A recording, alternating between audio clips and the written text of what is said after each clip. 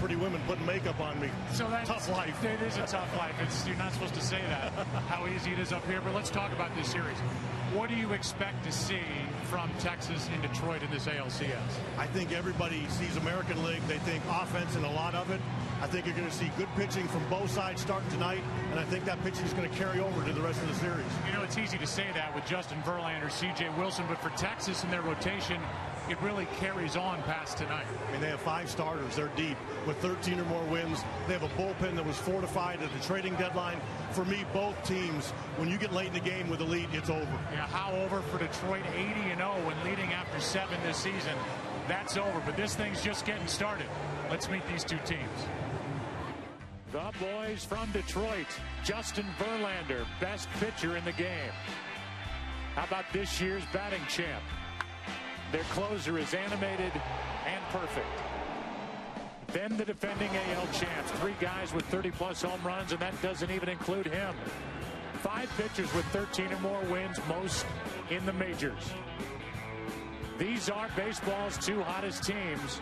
Tigers and Rangers, Game 1, ALCS, coming up next.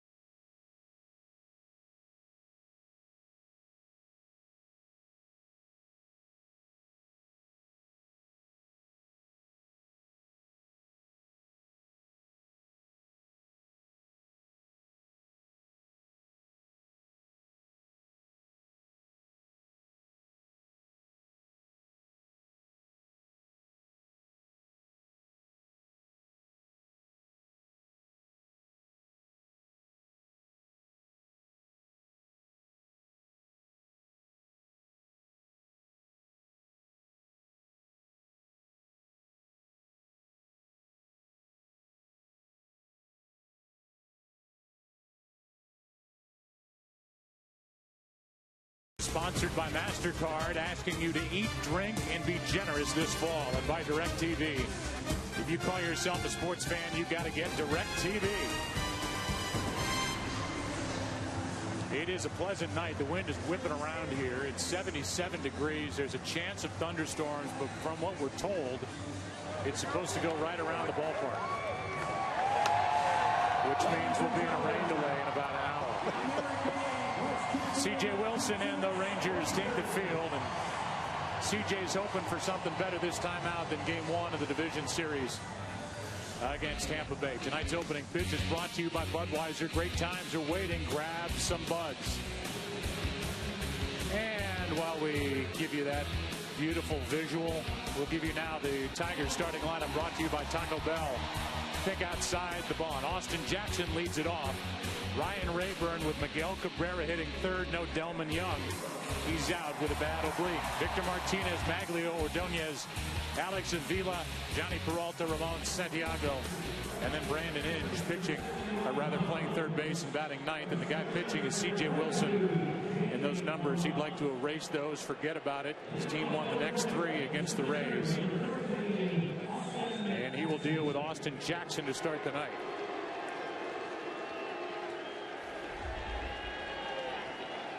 When he makes contact, he is a tough hitter. The problem is making contact. Austin Jackson struck out 181 times this year. 8 times in the division series. Strike one.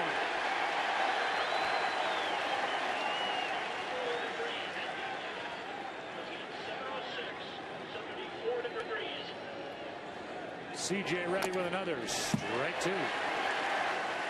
And when Jackson gets in the hole, it's not your prototype leadoff hitter. A lot of strikeouts, as you alluded to. Not a lot of contact, but he's their one guy that can run. 22 stolen bases during the regular season. 2 hits against the Yankees.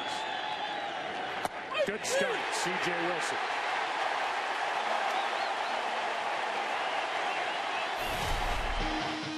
And now we take a look at the defense for Texas. Murphy, Hamilton back in center. Nelson, Cruz in right. Beltre's the best in the business at third. Elizondra's at short. Kinsler, Mitch Moreland. The catcher is Napoli, who's been a revelation. Had a career year this year with Texas in his first year down here. And on the mound is Wilson. Here's Ryan Rayburn. Ball 1.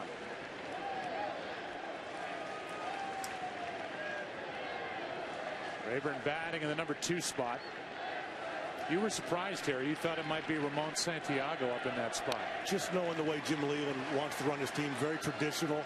Thought he'd want to have a guy that can bunt, move some runners. You know, Rayburn, there's a lot of strikeouts there in those first 2 hitters, but he's also a pretty good hitter against left-handers. And the Tigers will see plenty of left-handers in this series. 3 of the 4 starters are lefties for Texas. That's why the Tigers will really miss Delman Young. Right-handed thumper playing in left field. Had 3 home runs in the division series against the Yankees. And Terry, his swing, Delman Young, is to right. 2 of his 3 home runs are out to right, and that's where the ball really carries here.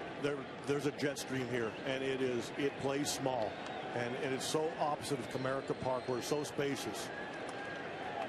Counts 2-1 from Wilson to Rayburn. Ball 3. Well, as you look at this ballpark, and the Rangers have played here since '94, there have been more home runs hit here at this park per game than anywhere else across baseball. And I think some of that has to do with the hitters, but it's a great place to hit. This place, in my opinion, always ranked right behind Colorado. Now it might be ahead of it. Here's a 3-1. Base hit into left, and it was ripped by Ryan Rayburn.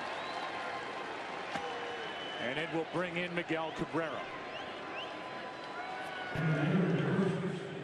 A look at this ballpark, and there are the numbers and where this ballpark ranks, and with this guy digging in at the plate, Miguel Cabrera, if there's any right-handed batter that has a swing tailor-made for this ballpark, it's Miguel Cabrera shooting the ball out to right. This guy swings tailor-made to any ballpark. This guy is a machine.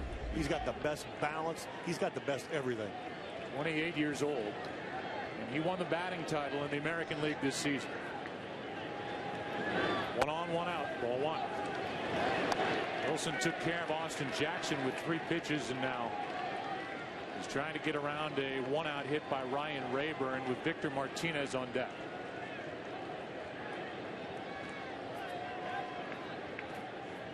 C.J. Wilson, a former closer for the Rangers. This is inside, so now he falls behind Cabrera after falling behind Rayburn. He fell behind there, but he's got to get that ball in there and keep him out from diving out over the plate, or he's going to get hurt, because he can reach any part of the ballpark. Typically you hear with good starting pitchers, it's certainly the case with Verlander, and for C.J. Wilson, you got to get them early before they settle into a ball game, and this could be an early chance for Detroit. And these are the 2 no more than these two. They're going to want to establish their fastball early. The first 3 innings, first time through the lineup. Late swing and strike one off the bat of Miguel Cabrera. I think both these guys, as you progress into the game, they're going to throw harder.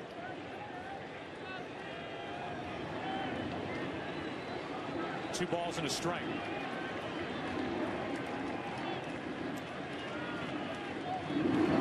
Ripped into left, another base hit. Back-to-back hits for Detroit.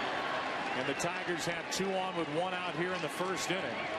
And C.J. Wilson's got to be thinking, oh, here I go again.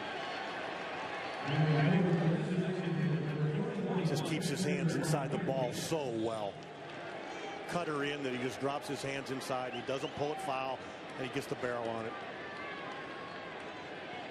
And he sets up an RBI opportunity, Terry, for a guy that you had with the Red Sox a year ago, Victor Martinez. And Victor, after signing a deal here with Detroit, he's driven in 100 runs, and he's been so good in this clubhouse. He is, in my opinion, tonight, the most important guy in this lineup. He hits behind Cabrera. He's a switch hitter. He only had 11, 12 home runs, but he drove in 100. He's as professional a hitter as you're going to find. Big chance for Detroit. 2 on here in the first inning, and a strike hits the inside corner. And you won't find a better teammate. He's right at the top of the list. And he's got his kid that's always hanging around the clubhouse. And you'll never hear anybody complain about it. I'd adopt that kid in a minute. He's the best. His kid's 6 going on 60. 0-1 the count.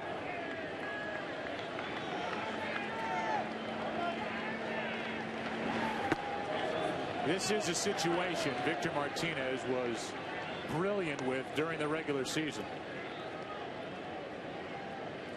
When he feels good about himself, as he obviously does, he becomes so much more patient, and he gets deeper in the count. And the deeper in the count he gets, the more dangerous it becomes. Nobody was better in the league or in baseball than Victor Martinez with runners in scoring position. The count 1-1.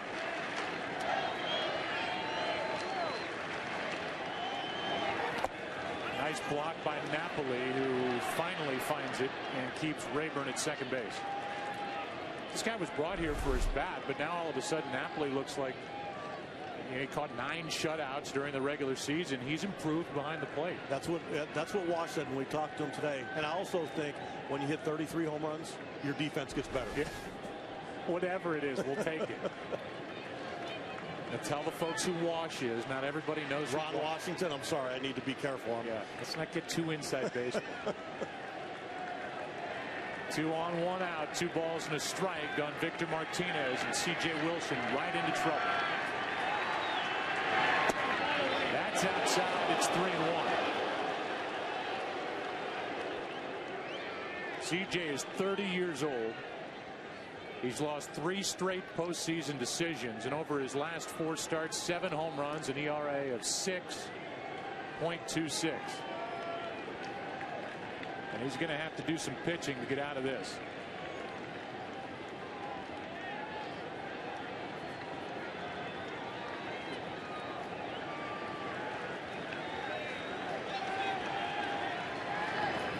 Strike 2. And Victor Martinez surprisingly let a 3-1 pitch Cruz right down the middle. I think Victor's thinking a little bit like maybe I was, that they're going to pitch around him a little bit with Maglio on deck and not let Victor beat him.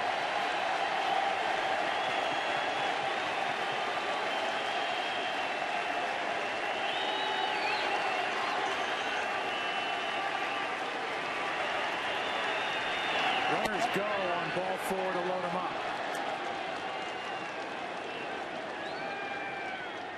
And so C.J. Wilson has given up back-to-back hits, now a walk. And here is the early look at this lineup without Delman Young. You've got Cabrera hitting third, Victor Martinez fourth. A lot will be on this man, Maglio Ordonez. This is going to be a big at-bat right here. Maglio's been having a tough time elevating the ball. When Wilson's good, he's going to throw that 2-seamer down with some sinking action to it. And this is going to be a huge at bat right here. So step out on a limb and say this is a double play possibility for Texas. Yes, it is. Bases loaded, 1 out. How Maglio swings the bat right here will be huge in how many pitches Victor sees. Strike one.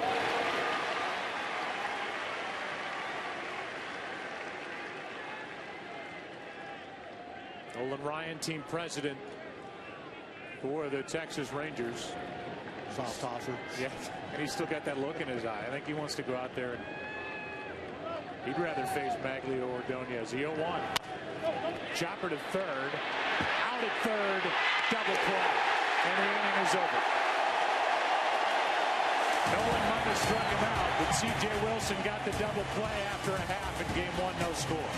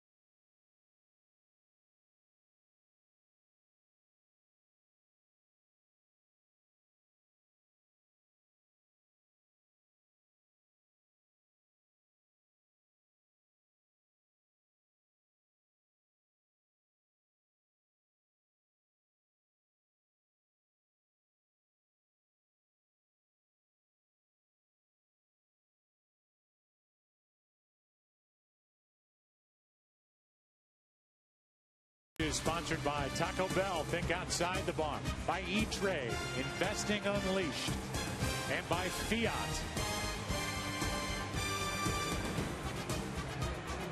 Move into the bottom of the first inning, and here he is. Thought he might get a lead. Instead, he goes out there, no score. Justin Verlander, Taco Bell starting lineup for Texas. Think outside the bunt. Kinsler, Andrus, and then Hamilton. Michael Young, Beltran, Napoli, who had a big year. Nelson Cruz trying to find his stroke. David Murphy and Mitch Moreland batting in the number 9 spot. Here are the numbers. I know you loved your Red Sox to face Justin Verlander when he was on the mound for Detroit. How nasty is this guy? This guy's the best. This guy's the best. Kinsler, look right now. He's looking to do one thing. If this is a first pitch fastball, he might try to hijack it right out of here. See if Verlander brings him one. Down and away. Didn't have a chance. A 93-mile-per-hour fastball. I can't believe how the velocity for Verlander increases the longer he goes. And it's by the situation of the game also. 94, you see 93, 94, and the other night against the Yankees on short rest after that weird start to the division series. He was in the 8th inning throwing 101.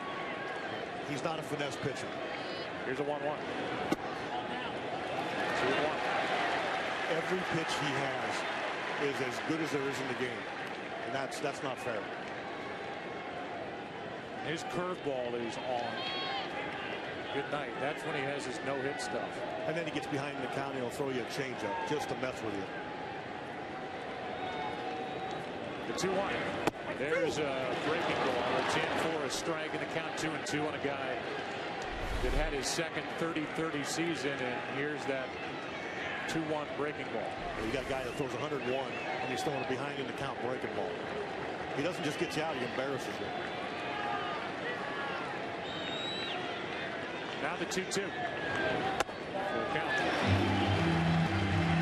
Talked to Ron Washington, manager of the Rangers, before the game and said, what do your scouts tell you? How do you beat this guy? He said, hey, he lost 5 times. Yeah, that was manager talk, though. Right? I think Wash knows how good this guy is. Yeah, he did win 24. With the AL and all those categories. Here comes a 3-2. Still 3-2, and somebody has a Cruz.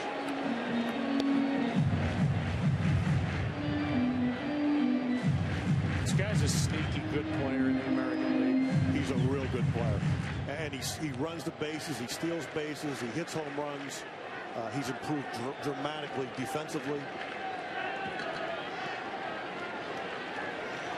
Very good hitter here at home. Still full. And the more pitches he sees, the more dangerous he gets. There are his numbers at home.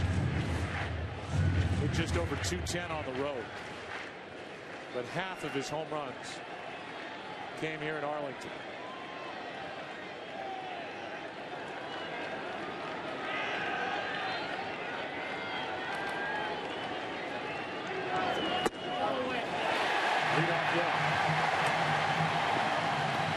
Now you're going to see the difference in philosophies of the two teams. Texas is going to push on the bases. Detroit can't do that. And as good a job as Verlander does with base runners, they're still going to try to run. These top 2 guys do that. Kinsler stole 30. He's the guy on, the guy at the plate. Elvis swiped 37. And Ron Washington just lets him run. He's got a lot of confidence in these guys. And this young kid, Andrews, he has really improved in his situational hitting. He's going to try to shoot this hole. If he makes a mistake in, he might spin on one, but he's really improved in that area. Shoot the hole to the right side where there's that gap between Cabrera and the second baseman, Santiago. And a check from Verlander.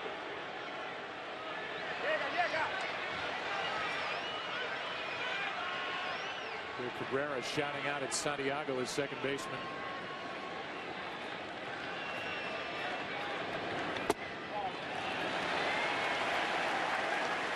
Ball 1. Elvis just 23 years old. He's had 3 straight 30-plus stolen base seasons. At 279 this year. The errors were down the stretch. He's become more sure-handed. Good player. Former Atlanta Brave farmhand. And there's not a ball that's hit to him he doesn't think he can make. I think sometimes that's why he ends up getting errors. Tries to finish some plays maybe he shouldn't.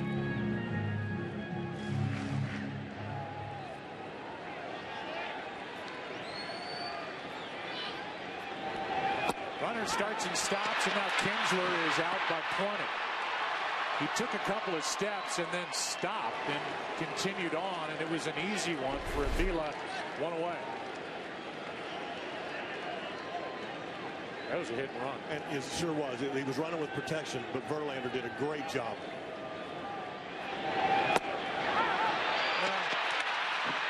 Not too much of a stop, but just kind of a...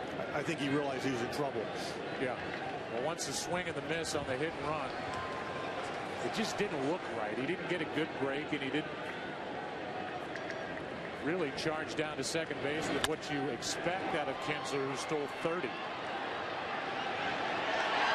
That's error on Jackson, and great hustle by Andrews into second, 1 out.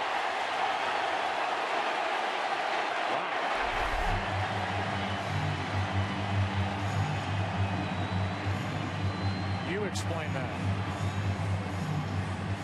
You can't. Every once in a while, major league players drop balls. That's not the wind. That's not the lights. He just didn't see it into his glove. That's a bad feeling. Hit his wristwatch.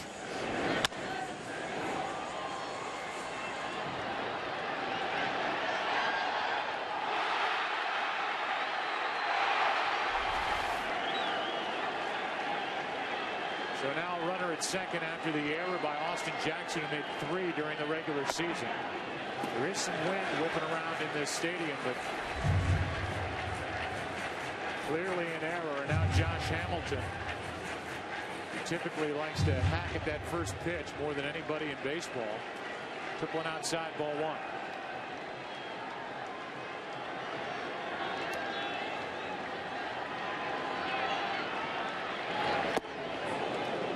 '96 from Verlander, who cranks it up another notch. It's 1-1.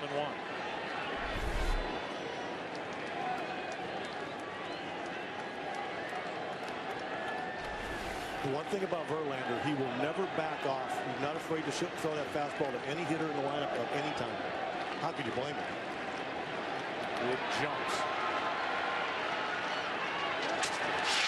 That was close, but safe is Elvis Andrus. And that wasn't to pick him off, but that's to remind him that we haven't forgotten about you, because Texas is going to run, and if they get thrown out, they're not going to stop. That's what he did last year in the ALCS against the Yankees. Was the MVP, 4 home runs. The good pitching of Cliff Lee, that was enough to beat New York. He went up and get back, fouls it away, strike 2.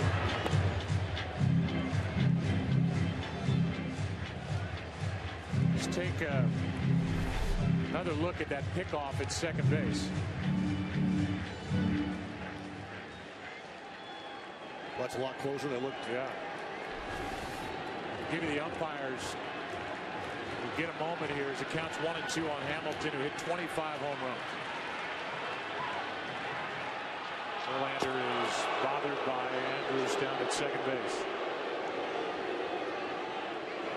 There are the umpires, home plate umpires, the crew chief Tim Welke, Larry Vanover, Jim Wolf, fielded Culbreth, Jeff Nelson, and Tom Hallion down the right field line. And how about pulling the string to strike out Hamilton, 2 out. That's impressive right there. You know, if you saw a young pitcher paying attention to the runner at second, you'd think he's worrying too much about the runner. Verlander checks the runner, doesn't allow him to run, and then he executes a pitch to maybe the most dangerous hitter in the league. Brings in Michael Young. Did that during the division series, but during the regular season, had in some ways a career year. He drove in over 100 runs without hitting a lot of home runs. That shows you how professional a hitter he is. Career high in average for a former batting champion. Takes ball 1. He is the ultimate team guy. I was just going to say, this kid is a lot of what's good in baseball. He's a great teammate. He's a great player. He treats the game with respect. He's a lot of fun to root for. He made some noise early in spring training after the Rangers picked up Napoli because they thought Napoli would be the DH. Michael Young's thinking, where do I fit? Well, he started at 5 positions this year. He's even more valuable because of that, because he can move all over the diamond and DH. 1-0. 2-0. And you can see right away they're going to throw him in, because if he gets comfortable hitting the ball the other way, he becomes so much more dangerous.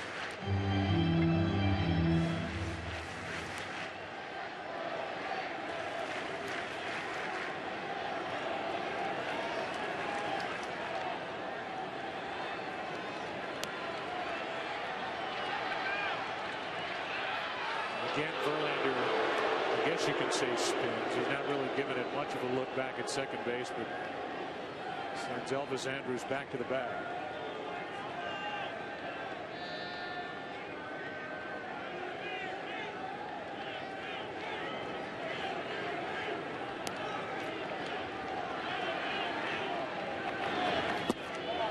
That's ball 3. First base open, but this lineup doesn't get any easier. Here are the all-time ranks for Michael Young in Rangers history. First in games, hits, runs, doubles, triples. Second in average RBIs, he's 3rd. Counts 3-0. 97. Verlander 3-1. We're talking about some pretty good hitters that have come through here too.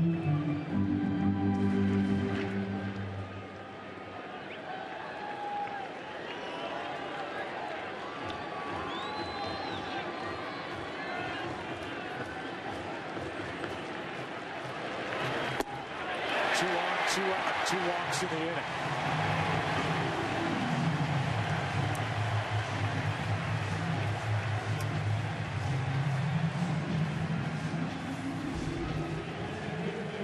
These next two hitters, Terry, the biggest difference in this lineup from a year ago. This kid here, there's not a pitch you throw that he doesn't think he can hit. You throw a strike, you throw a cookie, you can hit it a long way, and you throw a breaking ball down the count, and he hits it the other way for a home run. His confidence hitting behind in the count is off the charts.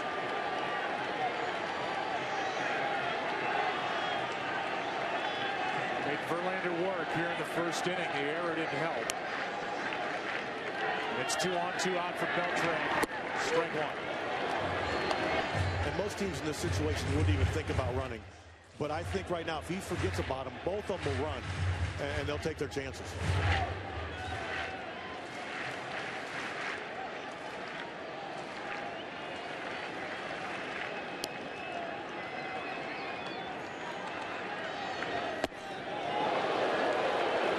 Inside to even the count.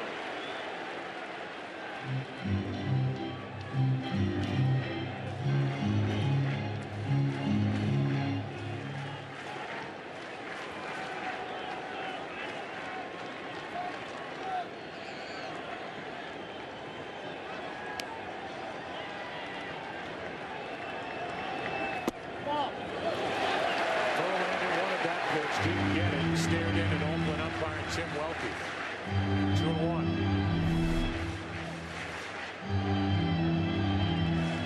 See why he wanted it.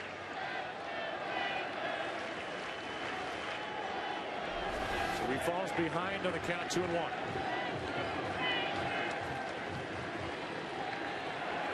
Beltre, coming off a 3-homer game, is late. Fouls it 2-2. Well, if I'm an umpire early in the game, I'm hunting strikes. There's no better way to get the game moving. As long as you're consistent, hitters appreciate that. They'll figure out the strike zone. I agree with you more.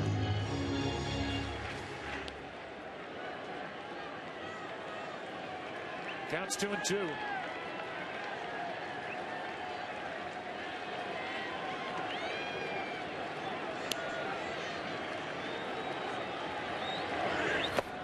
Struck him out, and it gets a wow from Francona, and the inning is over.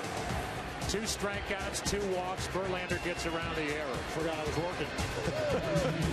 We've had our first wow. No score after 1.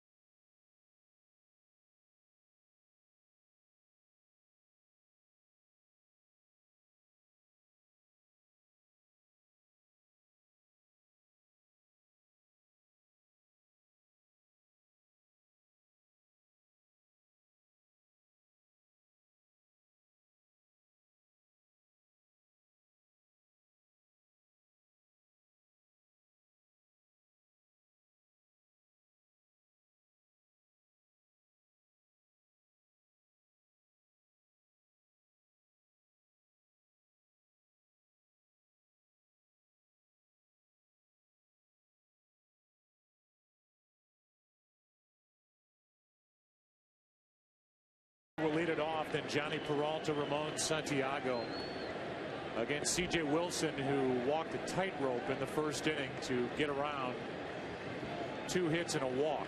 Double play ball got him out of it. Off the bat of Ordonez. And here is Avila, who flies one into left. Murphy is back and on the move on the track. 1 out.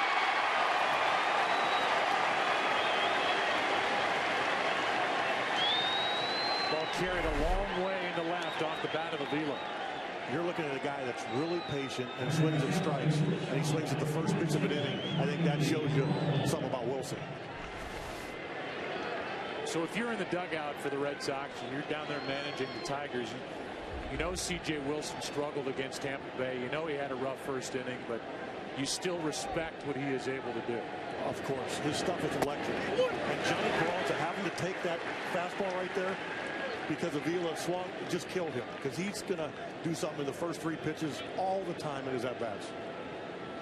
Here's the 0-1. With a low 1 ball, 1 strike. He is 1 for 14 in his career against C.J. Wilson. This lineup is actually set up really well for Wilson. If he executes his pitches, he should be able to navigate his way through. Here is a 1-1. Good sip on that fastball, strike 2.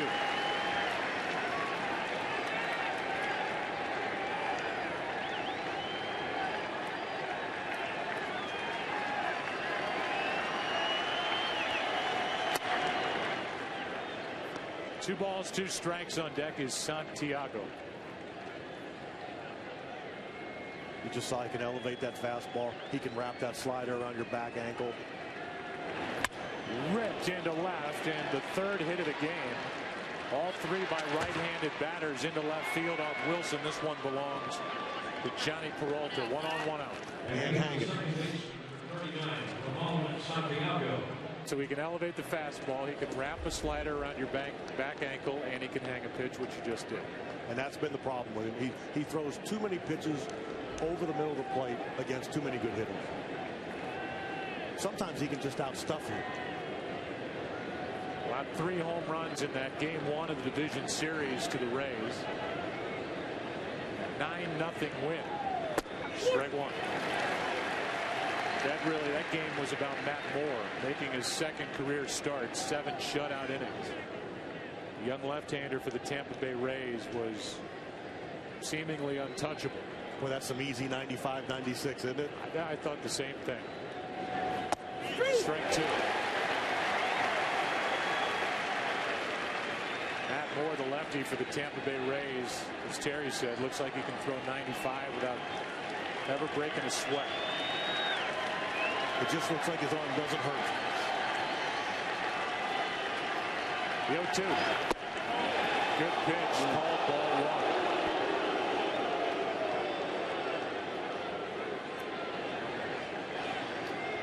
1. 1 ball, 2 strikes.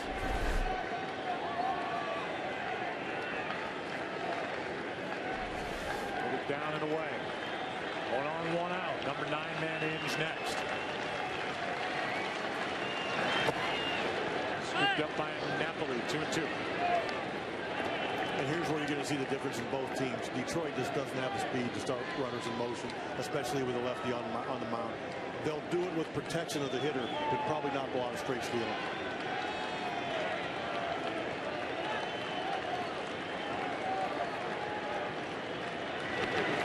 Line drive, base hit into right field.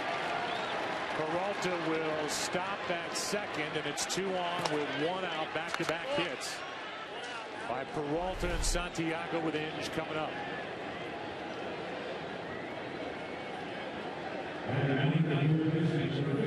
Pesky hitter is Santiago, as the Yankees found out. Nice little piece of hit and kept his hands inside and just served it over the second baseman's head. And now the longest tenured Detroit Tiger, Brandon Inge, stands in. What he did in the series against the Yankees was 3 for 7, did not have an RBI, hit 3 home runs during the regular season at under 200.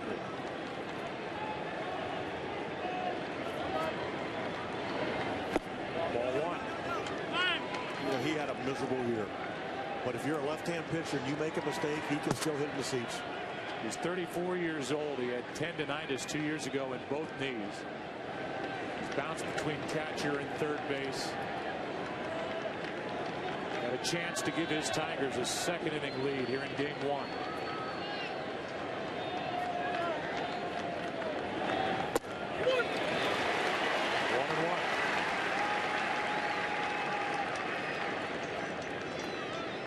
Guy that was drafted by Detroit back in '98. Hitting just .225 since 2008 for Jim Leyland. His 6th year as manager with Detroit. Late swing, strike 2. Jim took the Tigers to the World Series in '06. Had that great run with the Pirates, won it all. 97 with the Marlins.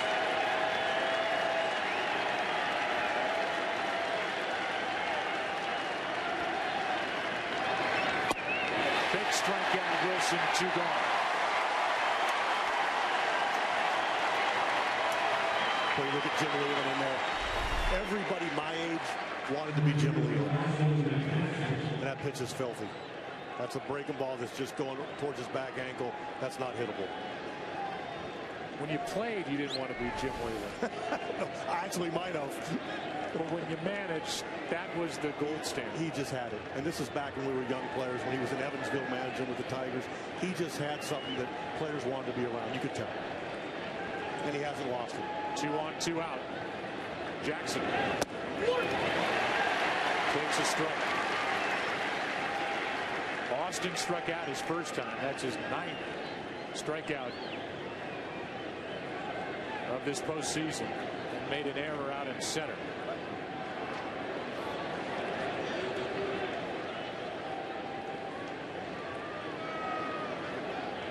Again, he's not the prototype leadoff hitter.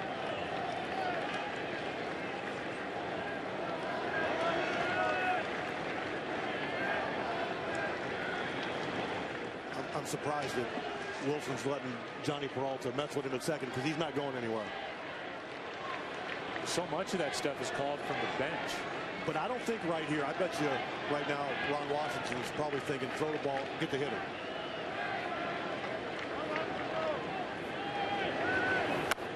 That is a fair ball. Napoli scoops and throws, and the inning is over. C.J. Wilson gets around 2 more hits after an inning and a half. No score in Texas.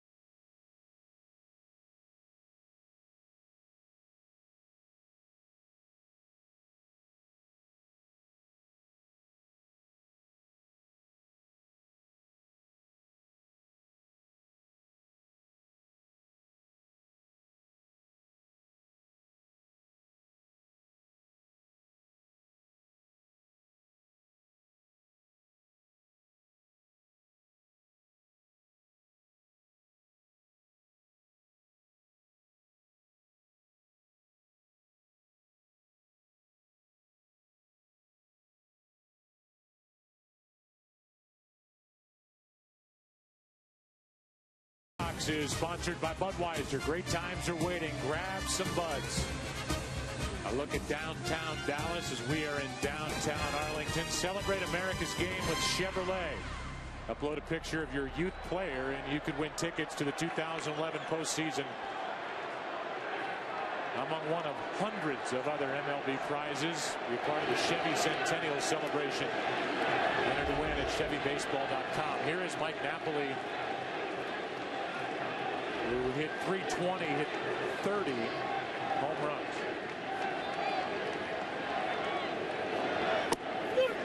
He's traded to Toronto January 21st. From the Angels for Vernon Wells, and then 4 days later was turned around and traded to Texas. What a big pickup he became. 1 ball, 1 strike. And he had a reputation of being real dangerous against left-hand pitching and not necessarily being the best catcher. He comes to Texas, he's catching, he's doing a good job throwing out runners, and he's raking not only lefties but righties also. Shortens up with 2 strikes, something he didn't do before. Verlander is not getting that corner. The count 2-1. And you can't throw a pitch high enough to get it past him. You talk about climbing the ladder with hitters. If you throw it up there, you better throw it up there hard because he's going to get a good swing at it. Hit his first career home run against Verlander. Did Mike Napoli. That catches the outside corner. The count 2-2.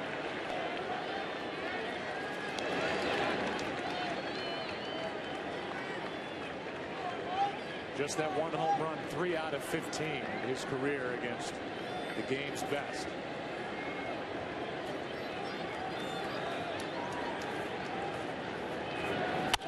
Base hit. And that's what he's done more of with 2 strikes than he ever did before. That's 97 miles an hour at the top of the zone. And he gets on top of it and makes it look easy. Shoots it into right, leadoff man is on, and Nelson Cruz, who had a hamstring injury he dealt with in the beginning of September and has done no hitting virtually since coming back. He did not have the luxury of a rehab assignment because the minor league seasons were over.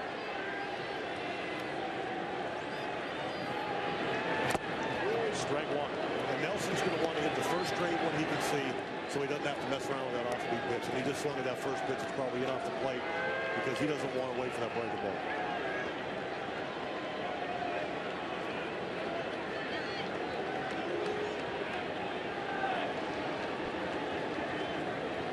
Nelson hitting just 158 since he came back off the disabled list.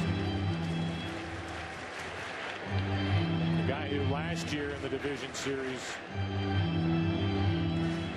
really in the postseason in general, was somebody that the Rangers could count on. He has the ability to throw a team on his back. He can get hot in a hurry.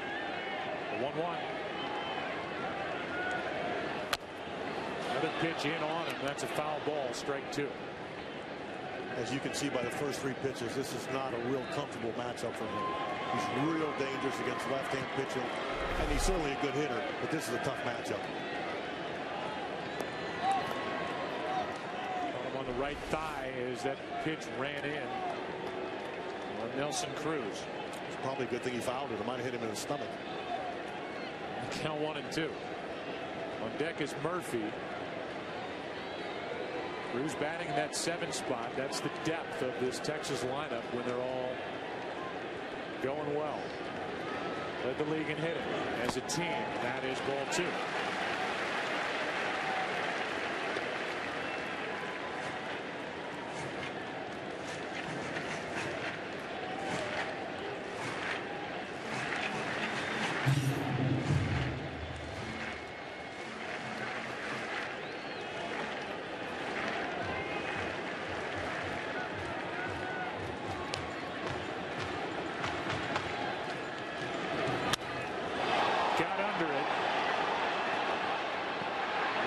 Comes on for out number 1.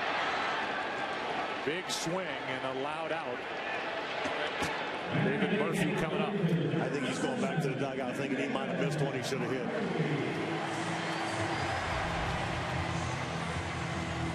frustration continues for Nelson Cruz. Here is David Murphy.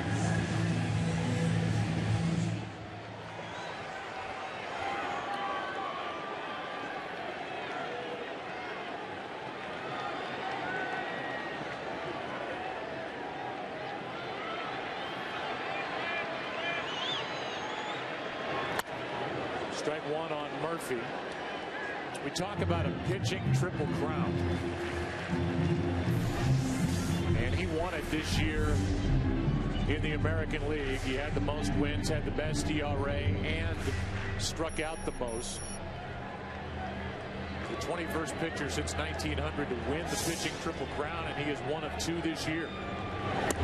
Clayton Kershaw, who grew up in the Dallas area, Highland Park area, went to high school with Matthew Stafford, won it for a bad Dodger team in the National League.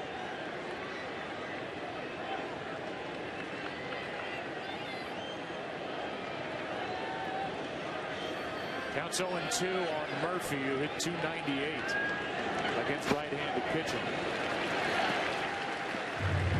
But not a lot of guys that can do what Verlander can do, 1 and 2. So that combo of Kershaw and Verlander, first to do it from both leagues since the 1924 season. Dazzy Vance, Ray Walter Johnson, 1924. Here's a 1-2. That's a foul ball. It was behind the plate. The count stays 1-2. You just don't see a lot of real good swings. He's thrown 5 pitches. They've been different elevations, different speeds. Breaking ball, changeup, fastball. You just can't get comfortable. You can't get a beat on it.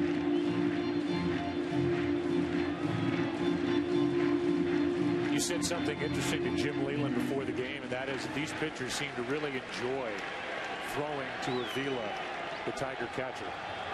And Verlander was very outspoken before the All-Star game. And I loved hearing it just from a respect part from the game. 2-2. And Jim came right back and said he earned it. It was kind of nice to hear that. Being a catcher in this league on a good team is not an easy thing to do, especially with a guy like Verlander, guys like that on the mound that have some pedigree.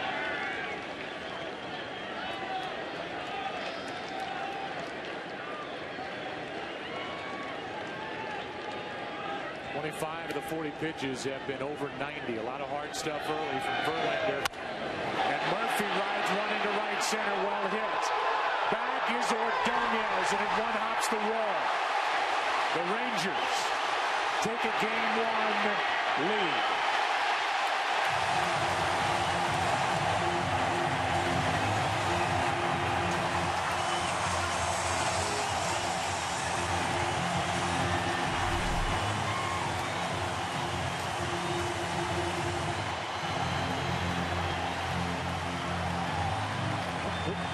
Boy, Murph could take some ugly swings, but he can get it done.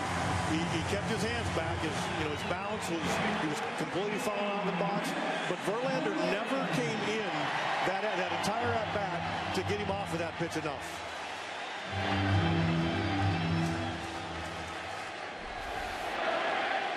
So it's an RBI triple to score Napoli all the way from first.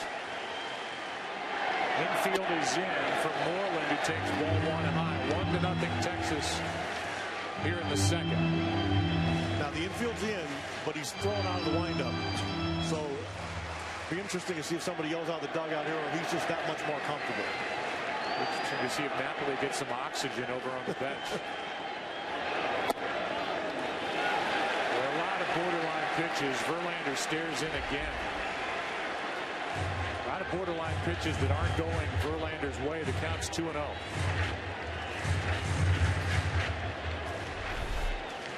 That little let's go was at the home plate umpire. The 2-0.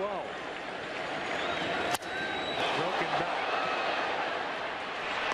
2 out. Verlander looked to run on Murphy back to third.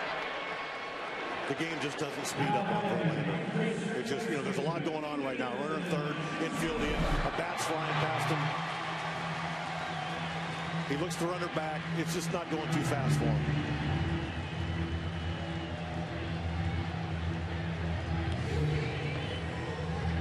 you say he gets the most out of his 6'5", 225 pounds when he brings a fastball to the plate? Yeah, he's not finesse.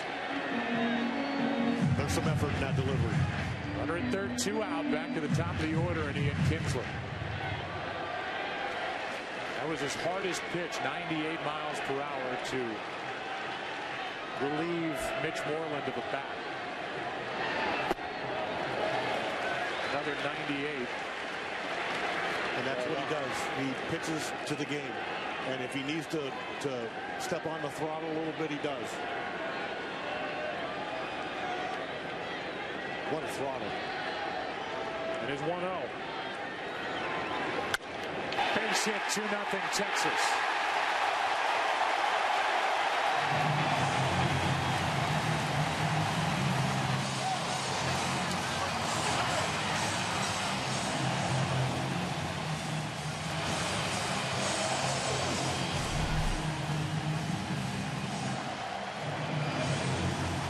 Kinsler does that so well. With runners in scoring position, he gets the ball the other way. That's a nice piece of hitting.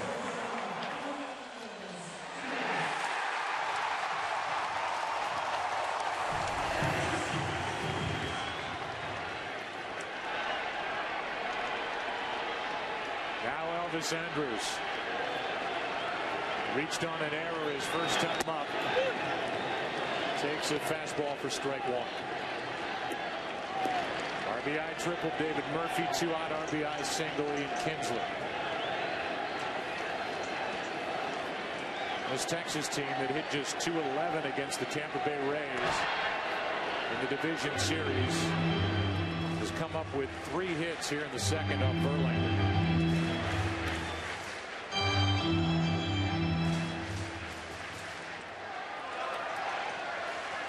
When they score first, especially now with that redone bullpen, they win a lot. The count goes to 0-2. And as impressive as that number was, that percentage, I would think if you look and see if they score first and then score next, it's probably very few wins for the opposing team. Now they've added to their bullpen with names like Uehara, Mike Adams. They've got Ogando back down there as they had last year, started this year, and a great closer in Feliz. Yeah, they've shortened the game. They did a great job at the deadline. They got a left-hander, Michael Gonzalez. John Daniels has done a great job as GM here with Texas.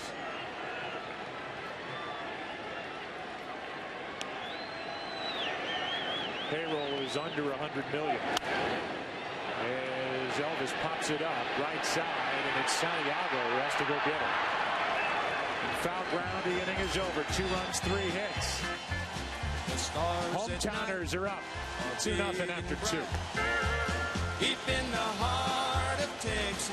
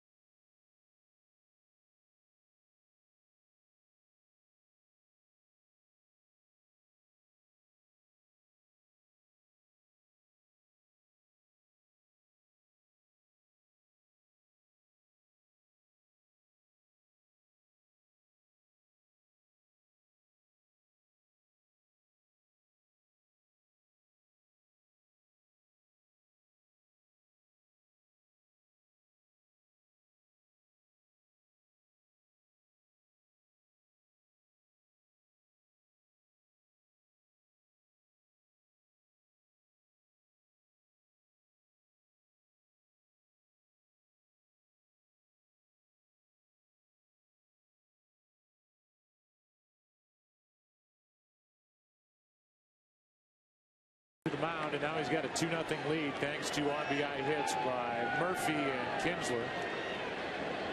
Ryan Rayburn is first up.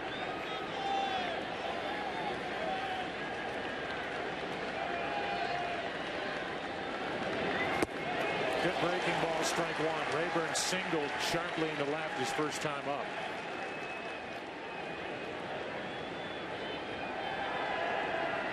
And it's Rayburn who is in the lineup in place of the injured Delman Young, who's a big weapon.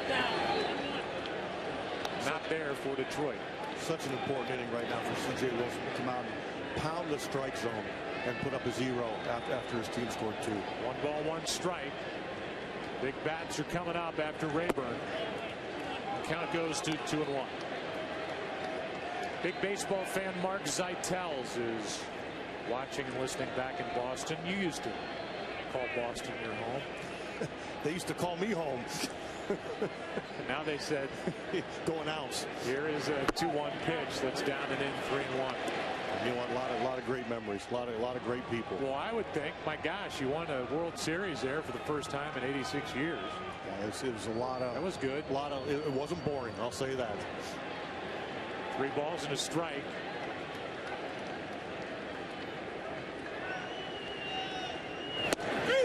Full count.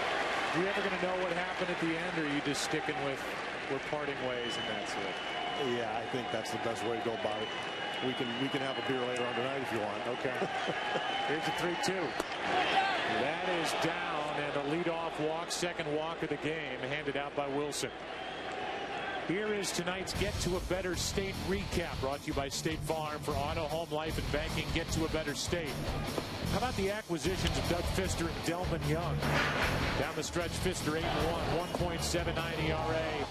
And Delman hit 3 home runs in that division series against the Yankees, 8 in 40 regular season games with the Tigers.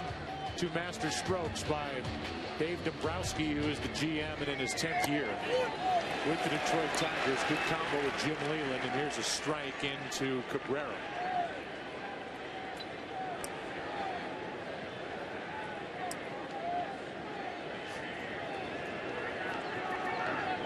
Miguel Cabrera could tie it with 1 swing. That hits the outside corner. 0-2. There's Dave Dombrowski. Built up the Marlins. They won it all. Now in his 10th year with the Tigers.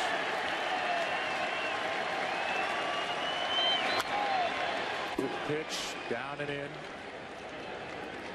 Anything out over the plate from Miguel Cabrera that he can flip into right is deadly. And that pitch, that was an unhittable pitch, and he got to it enough to foul it, and he earned himself another shot. And if he gets something over the plate, he's going to hit it. Wilson has not made it easy on himself yet.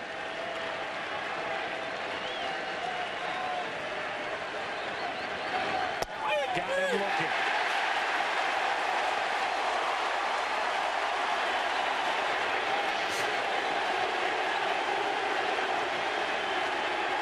Mild argument put up by Cabrera. A little discussion. Here's the sequence.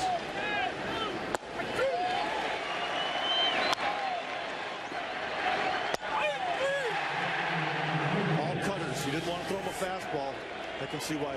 That's a tough pitch to take right there. That ball's probably a little off, but because he followed the glove, he got rewarded for it. Brings in Victor Martinez. He's 4th best in the American League this year, hit .330.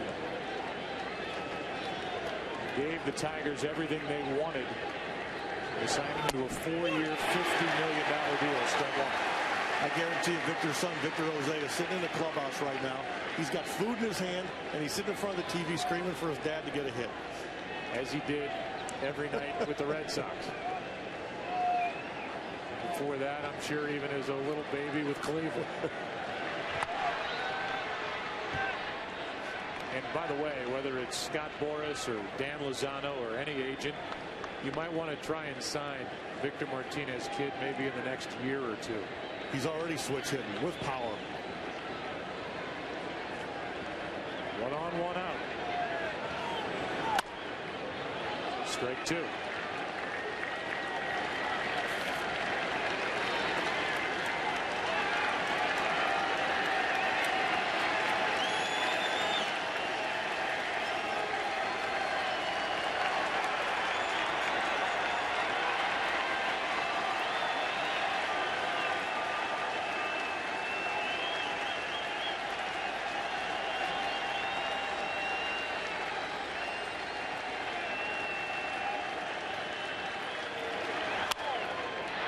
Can they turn it?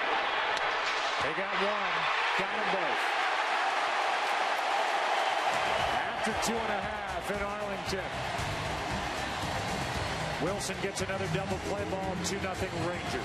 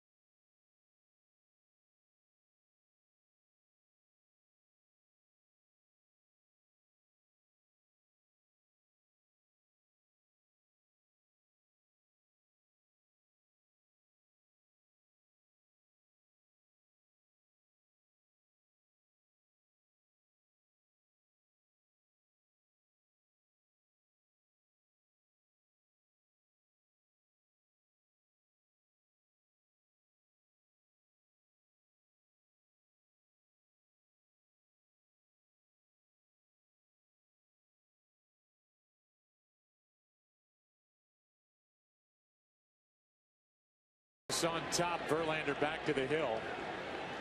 3 hits last inning, RBIs by Murphy and Kinsler, and that means Hamilton leads it off. Josh struck out his first time, and that's typical. 47% of the time he would after the first pitch. Most across baseball. He goes up there ready to hammer. Strike 2. Well, Mr. Francona, what do you think of this racket so far up here? You know, it's not as much anxiety. There's anxiety, but for different reasons. Just it's interesting. Different viewpoint for sure. Easier? You know what's hard right now? I want to chew and I want to be able to curse at will, and I can't do either. Yeah, we would. That would be bad. We would highly advise against that and plead with you not to do that. But I'm adept at handling that kind of stuff. So I'm not. I got to tell you, I'm not real big so far on your payroll, your budget. I asked for some paperweights. I got a banana and a roll of tape. It's I mean, the wind's been blowing around up here. He has spent most of his pregame time just trying to pick up paper off the ground. And how about the banana? I got all this knowledge I want to give it, and half of it's underneath me here. That is a tired banana over there too. Now the rain falls. You may get your first rain delay, Terry, right out of the gate. Strike 1 to Michael Young. But when it rains here, it can rain too, as we all know.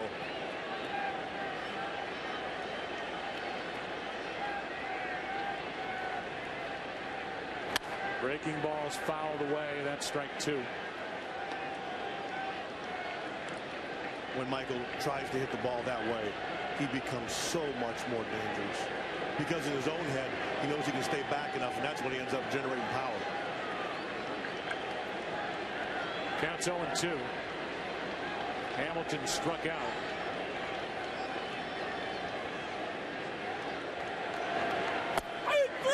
Good curveball, back-to-back strikeouts, 2 out.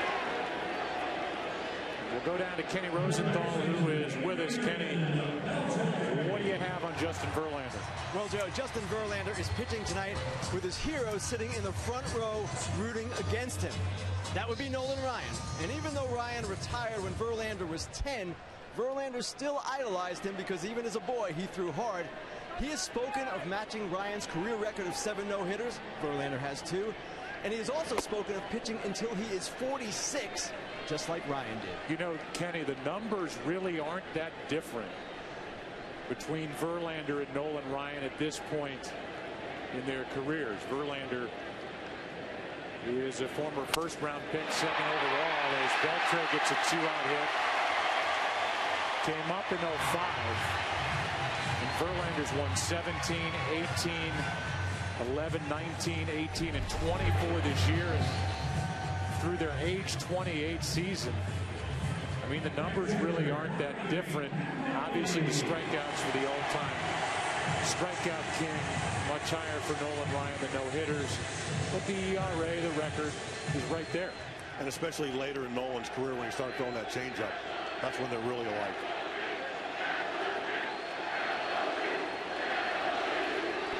They cheer for Napoli,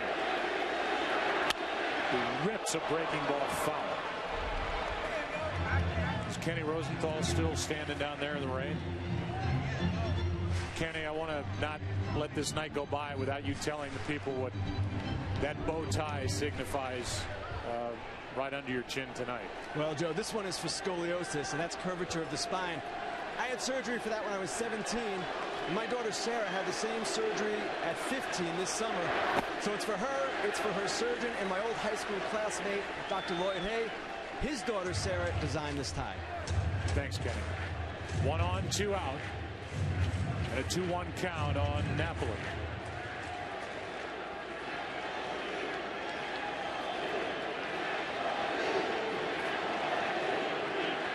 Beltre does not run. Hardly at all. When he was aboard, stole 1, got caught once all year.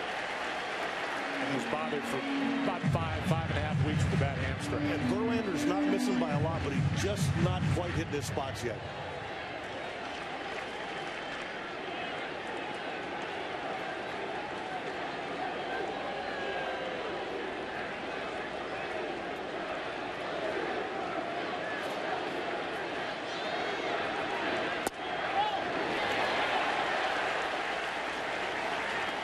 Verlander is thoroughly frustrated.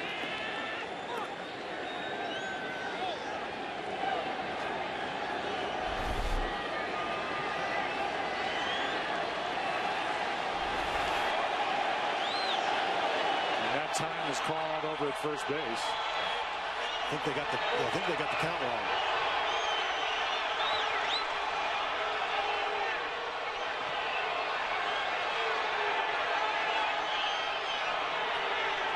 Again, it comes back to the point we were making earlier. I think as an umpire, you got to be hunting strikes. You can see umpires making mistakes when the ball's off, calling it a strike. But when that ball hits the plate, it's a strike. Now the count's full, and that means that Beltre, the runner at first, will go.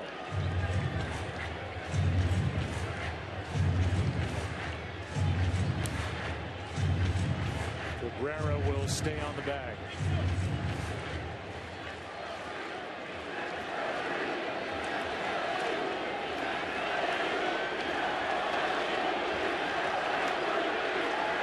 Just hold him on. You don't give him a running start so he can score on the ball and get it.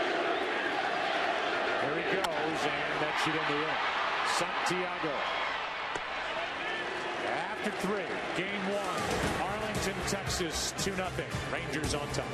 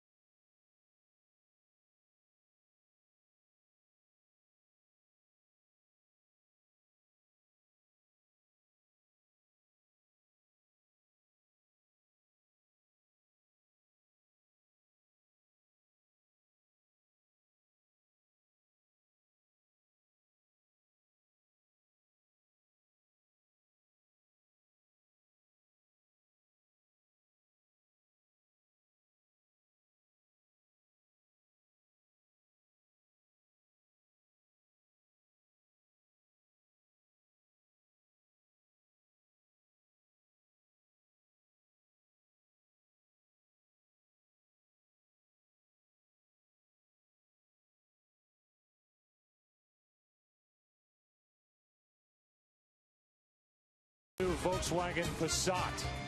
That's Das Auto. And by Bank of America, official bank of Major League Baseball.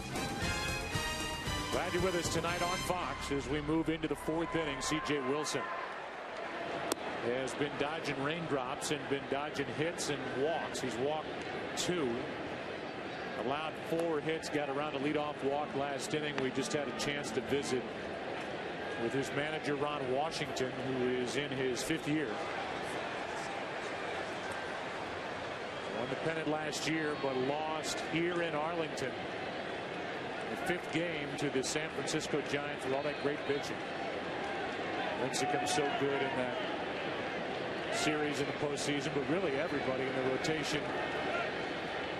The Giants won it all in 2010. Now Ordonez takes ball 1. Maglio bounced into a double play with bases loaded, 1 out in the first.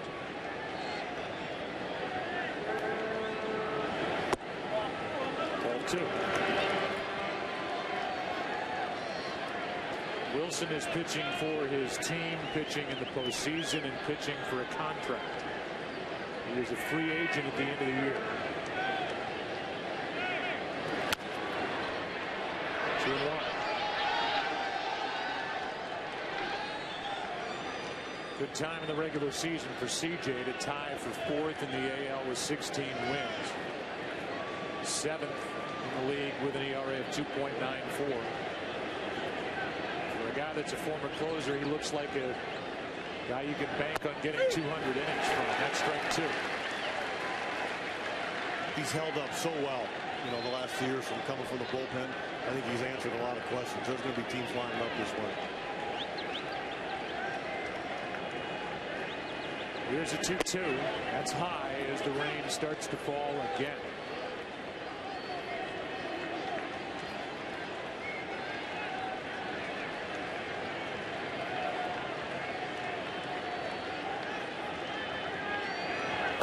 Got him looking. Strikeout number 4.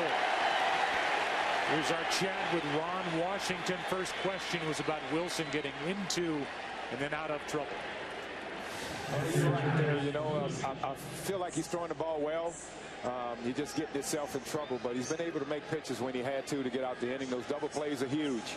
I don't want to constantly see that happen, though. Wash, you look so comfortable on your guys' play. Has it always been the case, or have they grown on you? Have they proved it to you?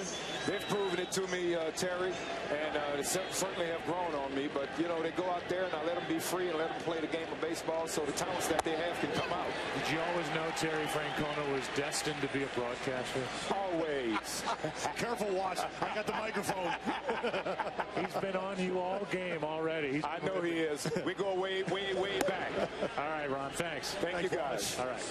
Ron Washington, and you were asking the question, Terry, a lot of managers seem to want to micromanage their team and a game, and Washington just seems to let him go. And I think he's actually comfortable letting Jackie Moore do a lot of the in-game things, which is not the easiest thing to do. Jackie's sitting right there in the picture. But one of Wash's strengths is players love him. They want to play for him. And in today's game with big contracts and things like that, that's a huge compliment to Wash. Avila's at the plate, 1 out, nobody on. Alex flat out to left his first time. Ended the season red hot with the bat. 2-2. It seemed as Avila learned to use the left field side of the ballpark, from center field over to left field, he became that much better of a hitter. And it's hard to do that at the big league level. The 2-2. 2 out. And now C.J. Wilson seems to be settling in.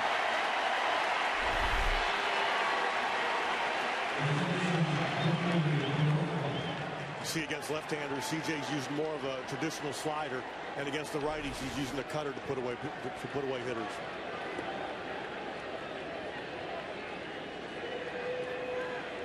Two out, nobody on. Here is Johnny Peralta. Strike 1.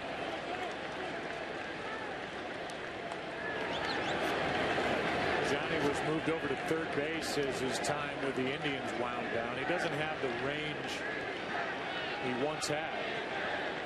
Tigers actually declined an option on his contract and then re-signed him to a 2-year deal coming into this season. And it's paid off with 299 with 21 home runs. 86 RBIs. He's still productive.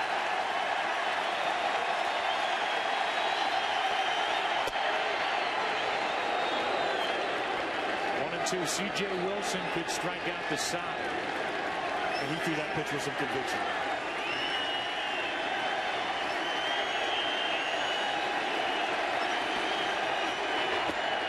Two and two.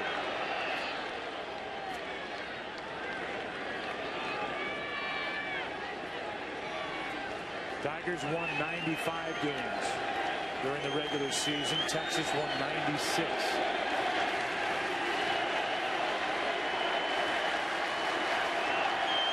That's why they have the home field advantage in this ALCS. Starts in Arlington.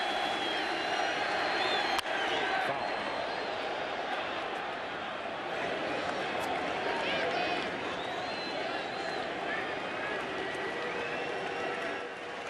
When Wilson elevates that cutter, it's more side to side, and when he gets it down the zone, has a little bit of tilt to it, a little bit of depth, so it's kind of a different pitch.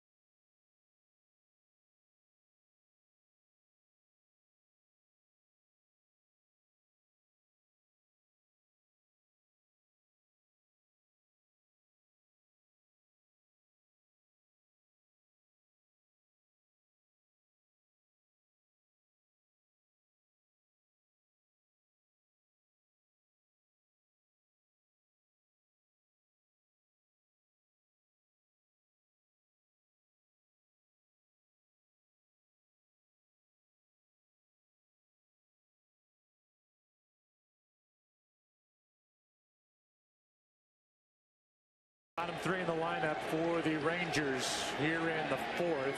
2-0 Texas on top. Cruz flied out to left. His first time up. Takes ball one.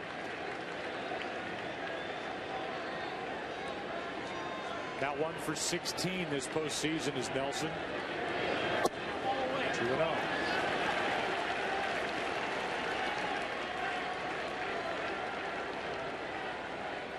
He's following the glove. He's just missing away, and it's getting. You can tell he's getting frustrated.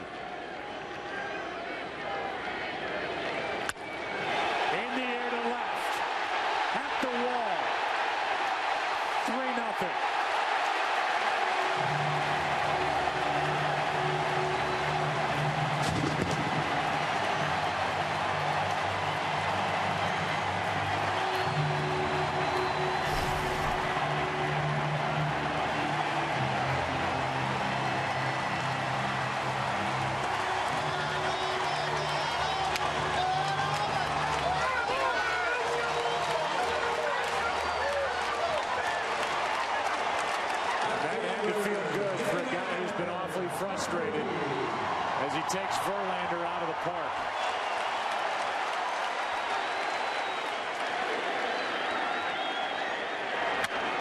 Strike one on Murphy.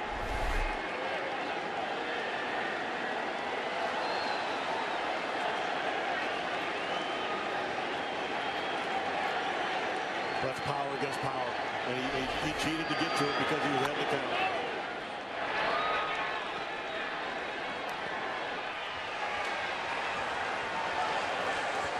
Strike two on Murphy.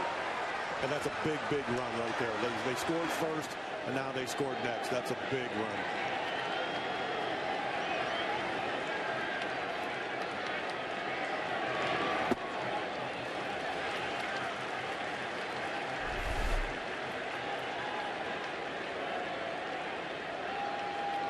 That's Verlander talking to the home plate umpire, Tim Welke, after the home run. You don't have to watch for very long to see the frustration that Verlander is having in the strike zone tonight. He barely missed. He fell behind Nelson Cruz, and Nelson jumped up and bit him. But you can also see Tim Welke listening and not coming back at him. I think he knows he's frustrated, and he listened, and he just kind of nodded and let him go about his business.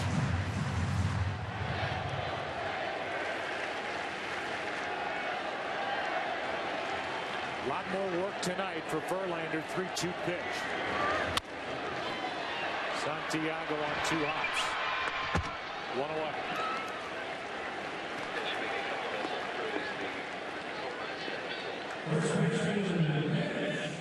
Brings in Mitch Moreland, who shattered his bat with a runner at third, 1 out. Grounded back to Verlander, his first time up.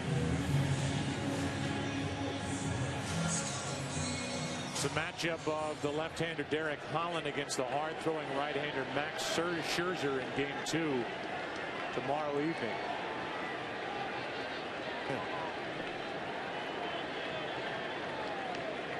With 1 out.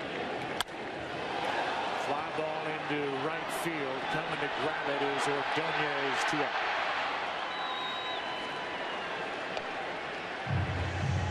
Back to the top of the order, Kinsler. Just to go on about Scherzer, tomorrow night starter for Detroit, who won Game 2. The division series of the Yankees 5-3. And win a total of 7 2/3 against the Yankees, allowed just 4 hits. Look, an inning and 2/3 relief, Game 5 2 nights ago. And he's a name that maybe people outside of the game don't know yet, but they will.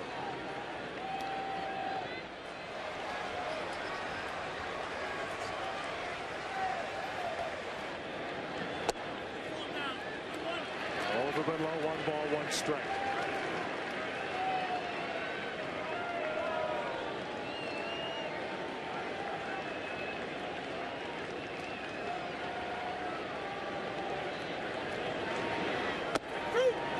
Nasty pitch for strike 2.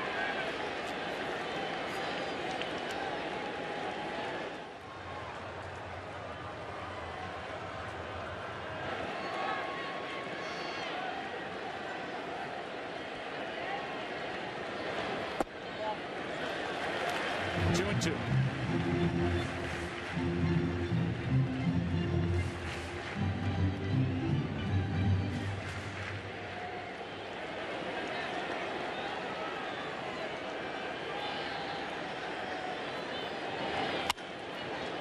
Ripped. Foul. Boy, you still see so much of the Rudy Jaramillo, his relationship with these hitters. They get that front foot down in a hurry, and they get into what they call a launch position. Same thing with Michael Young. They get that front foot down, and they're ready to let it go. Kinsler hit 32 home runs during the regular season and hooks this one foul. Rudy was the longtime hitting instructor here, hitting coach, moved on to the Cubs. He had all those Rafael Palmeiro and Juan Gonzalez and all those good hitters, but he was part of the reason they were successful.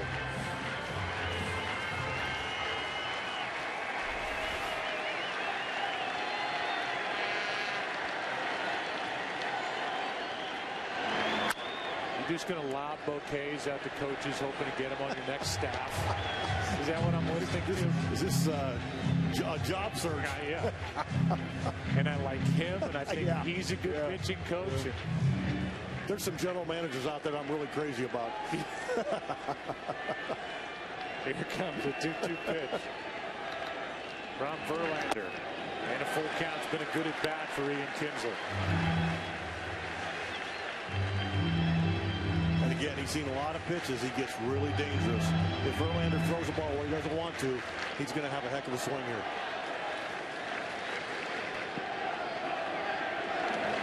Right down the middle, struck him out looking. Who led it off? Nelson Cruz. That's what he did. 3-0 Texas after 4. Back after this from your local Fox station.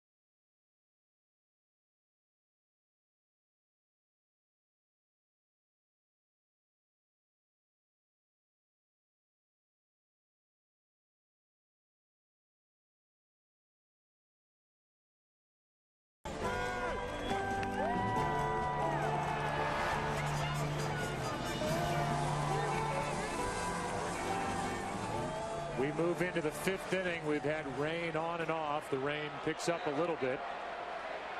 As we go into the 5th, it'll be the 8, 9, and 1 hitters against C.J. Wilson, who has settled in. Struck out the side in the 4th. Had a meeting. The home plate umpire, head of the grounds crew here during the break.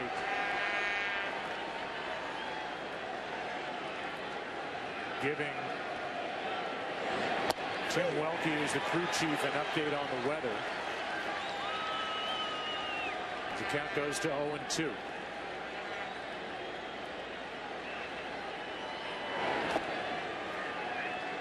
Now the rain really picks up. 1-2. Remember a change in the postseason now. A couple of years ago, they want to play these games to their conclusion. That ball is fair down the left field line, and Santiago will cruise into second with a leadoff double. Here's that meeting with home plate umpire Tim Welke. What's up, Dennis? It's 8:30. Starting to fill in a little bit below us. I mean, it's pretty intense south coming up, but it's like the tropical stuff. It blows up big, and it goes away. And it blows up big, goes away.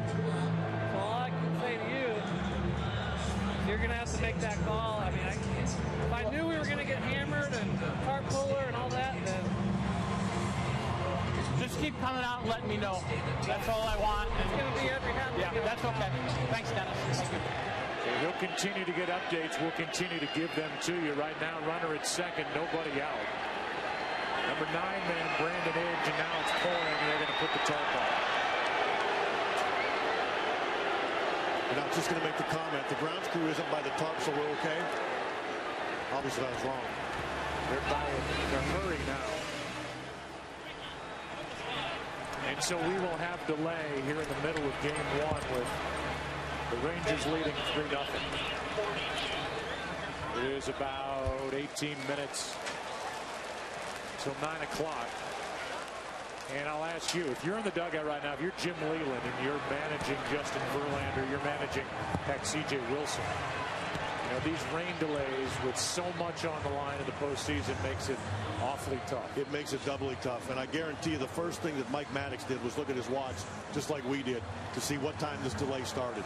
Because the longer it goes, what they'll probably do is about every 10 minutes get him up and play catch. You know, there's places to do it in the back with the tunnels and everything. But you got to factor that in with the wear and tear in his arm. And, you know, you start getting up around 100 pitches, 110. It's actually a lot more than that because you've been down for a while.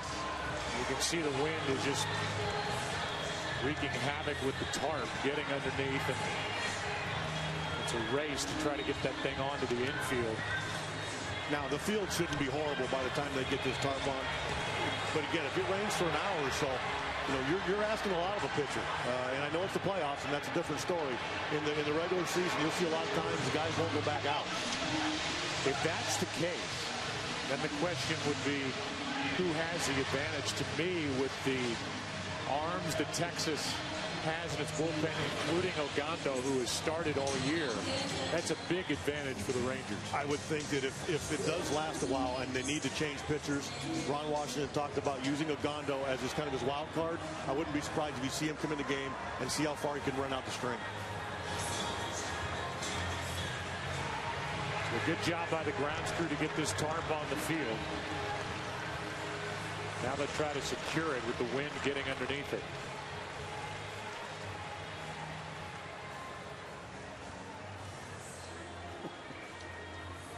We will have an update weather-wise from Rick Dickert back in Los Angeles. And he will give us an update on what we're dealing with here in Arlington, Texas. Yeah, we're right on the line here. You can see a large, solid area of rain with embedded thunderstorms progressing very slowly east into the Dallas-Fort Worth Metroplex. And you can see where the ballpark is there.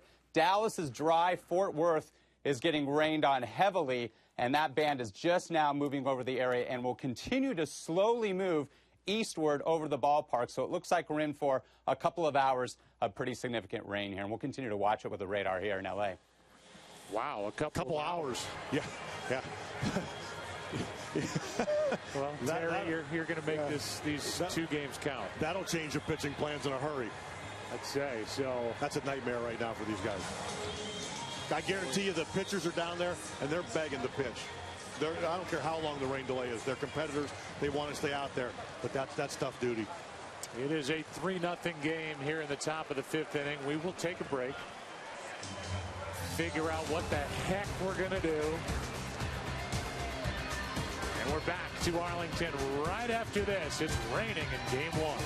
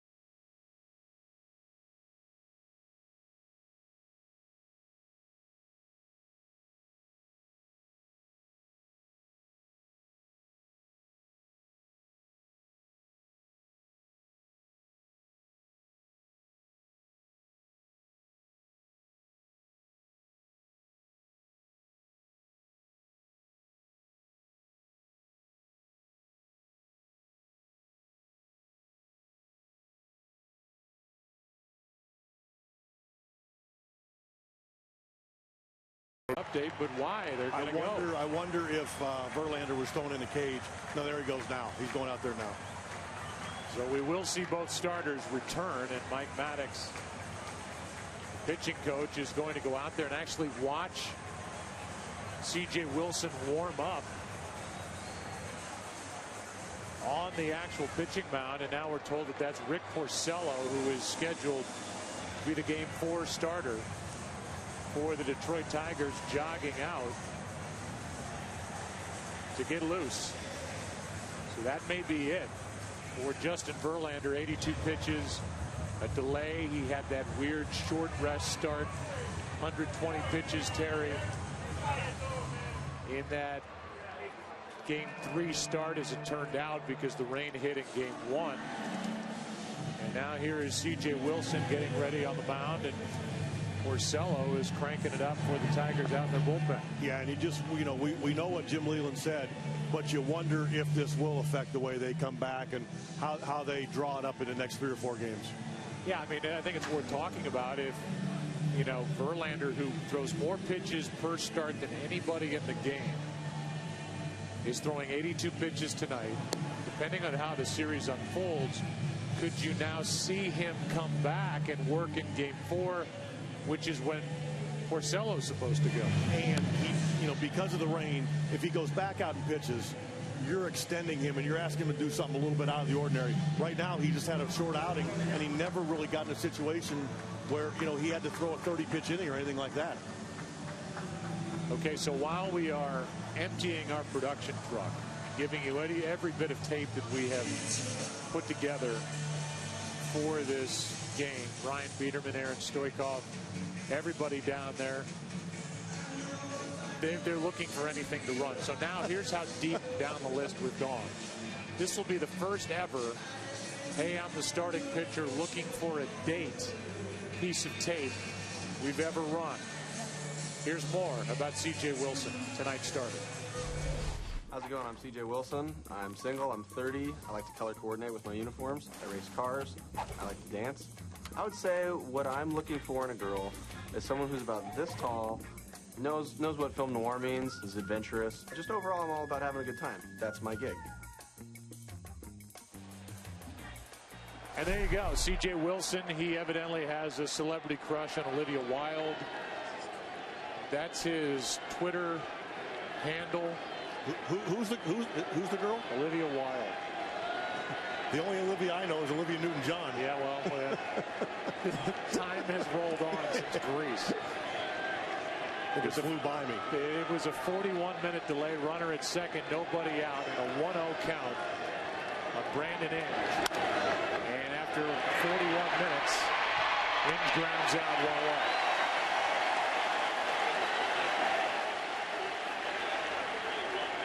That's all with that. Terry, you just worked your way through your first camera, open, rain delay. You're getting it all. We're getting it all in. And I'm getting all these text messages from, you know, Don Orsillo, Chris Wheeler, announcers. Yeah. And I got to tell you, with their limited talent pool, if they can do it, I got to be able to do it. Now, Don Orsillo, he stinks. He stinks. Wheels is best friends with Carver, but Don Orsillo, I think, is as good as they come. I hate to say that with anybody. He is actually terrific. Here is Austin Jackson, runner at second, 1 out. Austin is 0 for 2. A ball up and away from Wilson, who doesn't look like his velocity has left him after 41-minute delay. You know, runner on second, nobody out, and it was obvious Inge wasn't trying to move the runner. He was looking to hit a ball, you know, left field with some authority. Instead, he hit it right to Beltre, who's a vacuum over there at third base. The count's gone to 2-0 on Austin Jackson, who is a career .224 hitter with runners in scoring position. But now the count's in his favor. This is where C.J. Wilson uses that cutter. When fastball counts, he'll just take a little bit off, you know, get a little movement on the cutter, some late action, and get it off the barrel. 2-1. And there it is right there. During the rain delay, he went out for a long toss with Rain falling a little bit with a blue glove, and now he's back on the mound with his gamer here at home, the red one. There's 2-1. 2-2.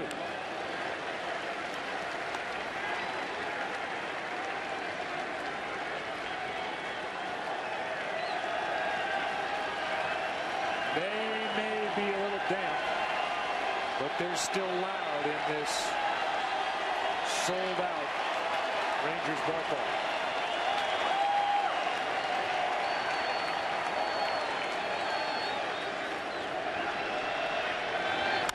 Line drive into right center field is going to put Detroit on the board. Austin Jackson delivers, and he will think about 3, hold it 2 with an RBI double. It's 3-1. What a nice swing.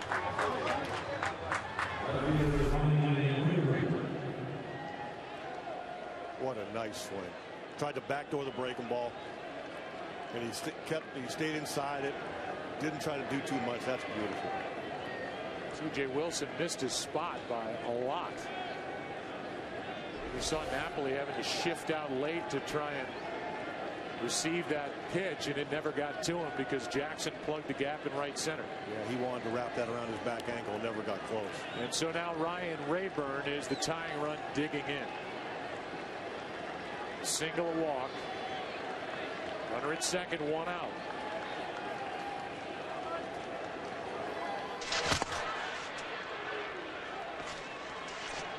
One out here with a guy at second base, really the only running threat the Tigers have in their lineup. Austin Jackson at second with 22 steals, but remember Miguel Cabrera and that home run pop waits on deck. Ball 1.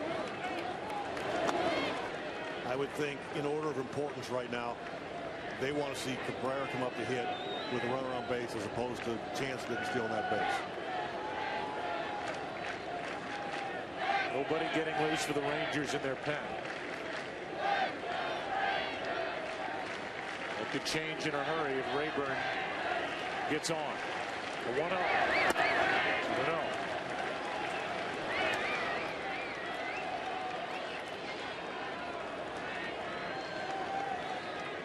2-0. Rayburn hit 14 home runs during the regular season.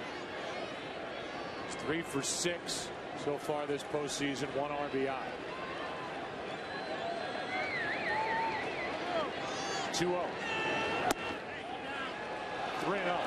And Wilson thought he had strike 1. Instead, it's ball 3.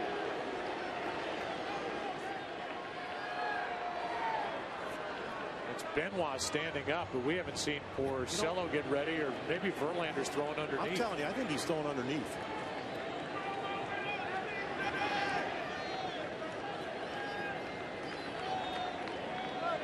Here is a 3-0. On 4 pitches, a walk to bring up Cabrera, to bring Mike Maddox out to the mound.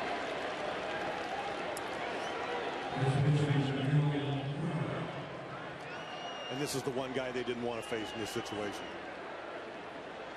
Miguel Cabrera, who is the league's best hitter at .344, 30 home runs. A guy who for 8 straight seasons has hit .290 or better, 25 or more home runs, 100 or more RBIs. That is the 4th best streak of that nature. Gehrig did it 12 years in a row. Manny did it 10. Albert Pujols 9, and then Miguel Cabrera.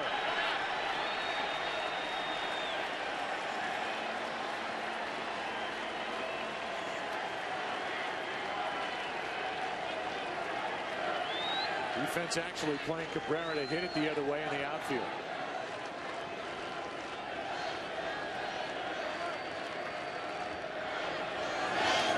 That bounces in, and still nobody getting loose for the Rangers in their bullpen. I can hear that phone ringing from up here, though.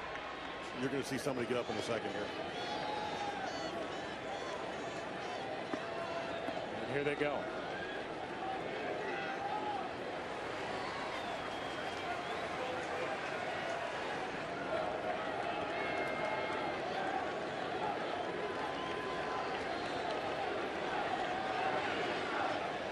Gondo starts to get loose. 2 on, 1 out. And that's 6 in a row that have missed from C.J. Wilson.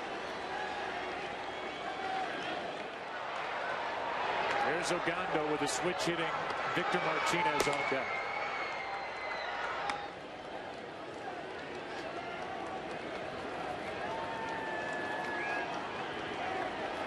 Dangerous pitch.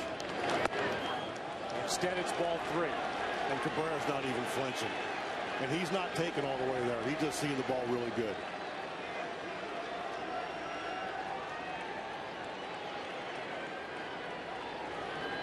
Cabrera get out of the box, walked about 10 feet up the line, now gets back in.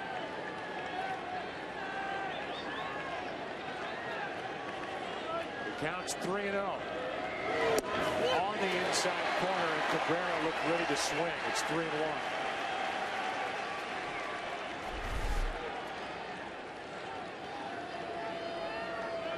Good pitch on 3-0.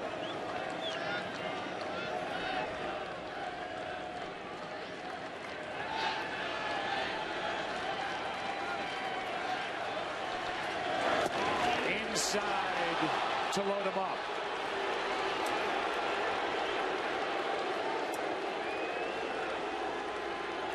And this is where the Victor Martinez factor comes in. He's such a professional hitter. They didn't want Cabrera to beat him, and Victor's sitting here now with bases loaded. Gondo trying to get ready in a hurry. Last year, a big weapon out of the pen for the Rangers. This year, a starter, but he's been good back out of the pen this postseason. Here is Victor Martinez.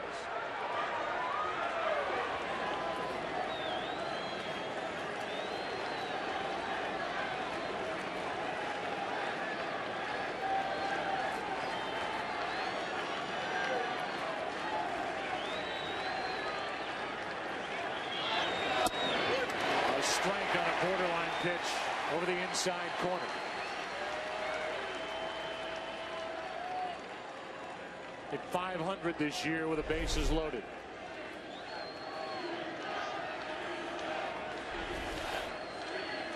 You can see he doesn't want to throw the fastball. He wants to have some kind of cut to it. Detroit down by 2. 5th inning, game 1, strike 2.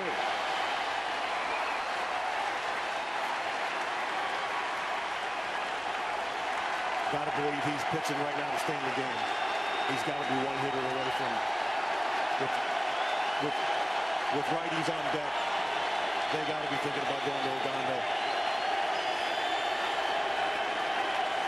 Bases loaded, 1 out.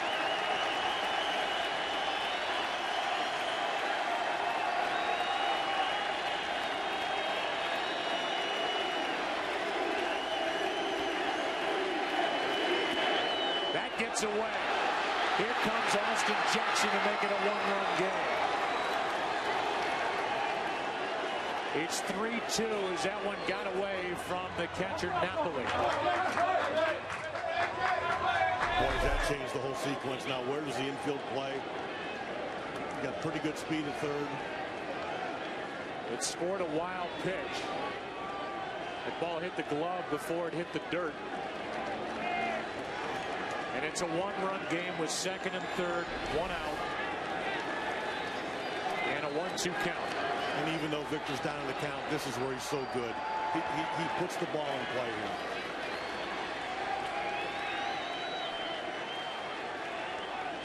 Rayburn at 3rd, down at 2nd is Cabrera.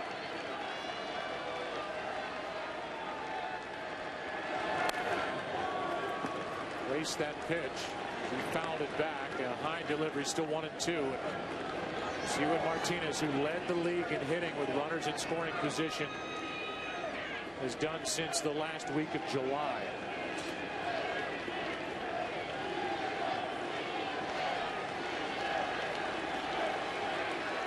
Texas is conceding this run. They'll take the tie. They don't want to give up that 2nd run.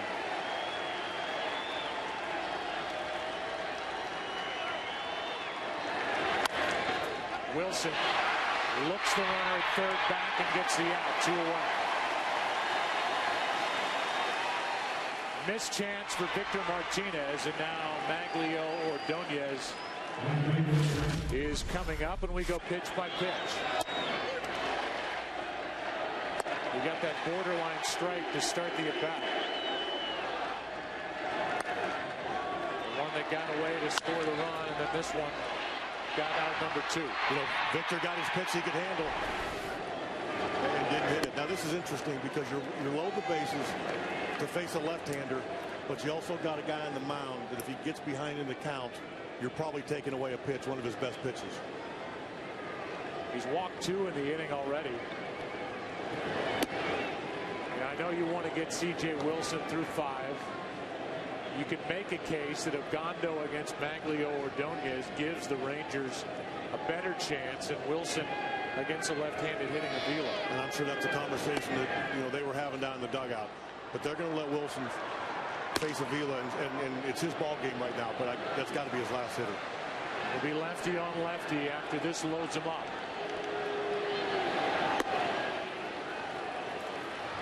And here comes the rain. And it is pounding down. Well, if he gets behind in the count now, you're going to take away that breaking ball down, the one he just threw for the wild pitch of the pass ball, because that's the last thing they want to do. And here we go. And they're going to bring the tarp back on the field. After a 41-minute delay, we're going to have another.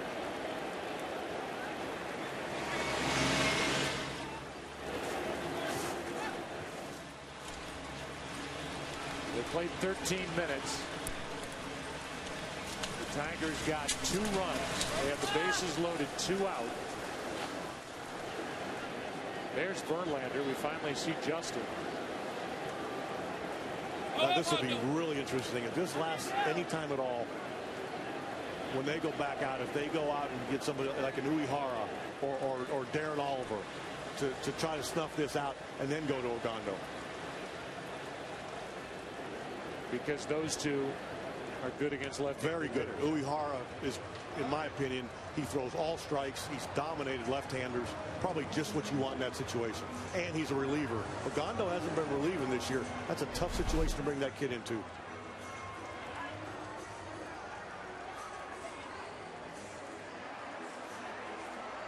If you want to read the lips of Justin Verlander, he's saying to Jim Leyland, I'm good.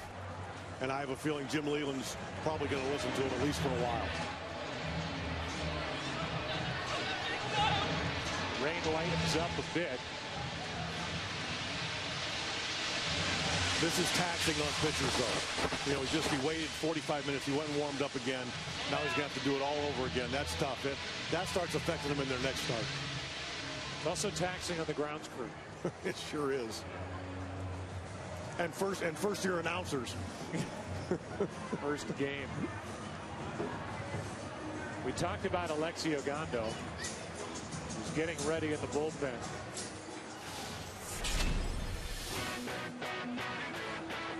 And against the Tigers this year, he went 3-0. Great numbers. 3 earned runs in 21 innings pitched. Now they had to slow him down at the end of the regular season, skip him for a start. But a guy who was a huge part of the bullpen last year as the Rangers got to the World Series is going to be a big part of this pen again here in 2011. He got out of the gate so quick this year, and he did so well. But then his innings started to accumulate to a point where they, like you said, they need to slow him down a little bit. It's funny, we got that one burst of heavy rain. We would probably be playing with the rain as it is right now, but now the tarp is on the field and teams are still hanging out in the dugouts. We are still in the top of the 5th inning with the bases loaded, 2 out. Let's go back to our Weather Central and check in again with Rick. It's all yours. Give us good news, please. You know what? I do have a little bit of good news, Joe, and you've already seen it there. It's just a very small cell. It's passing right over the park right now, and behind it you can see the lighter shades of green. That's lighter rain. Some of that rain isn't even reaching the ground. So we're going to kind of be teased throughout the night with these cells, these sudden bursts, and then it'll dry out again. And the better news is that most of the heaviest activity is staying to the west of Interstate 35. Right here, you can see all the red and orange. Those are intense thunderstorms, and they should stay just west of the ballpark. All right, good. So that is good news. And it has all but stopped again. The grounds crew right now is at the ready. If Tim Welke says pull it off, and it kind of feels like that could happen here shortly, they'll rip that thing off and we'll get back to playing here in this top of the 5th inning. So we'll take a break, try to find Joe Torre, and ask a guy who won all those rings if it's going to rain. What in the world is going on? Back after this.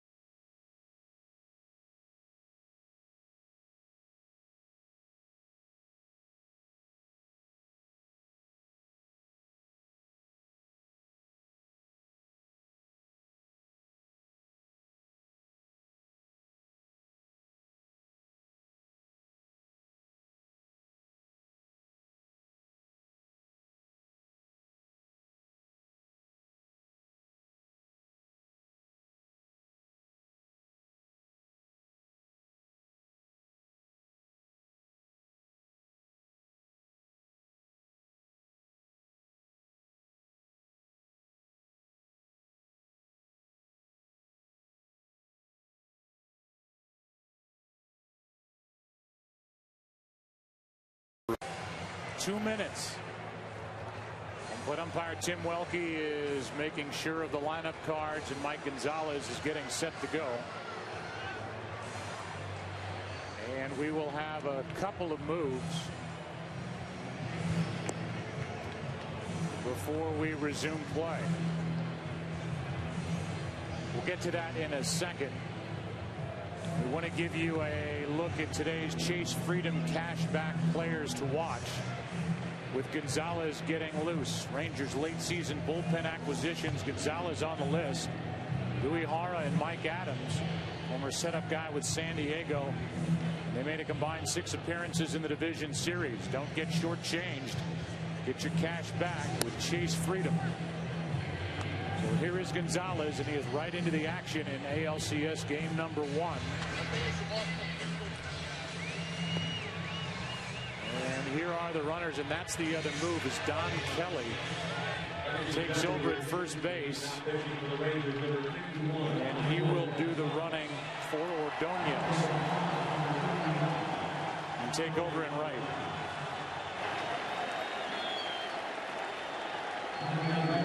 But right now, all eyes are on Avila and Mike Gonzalez.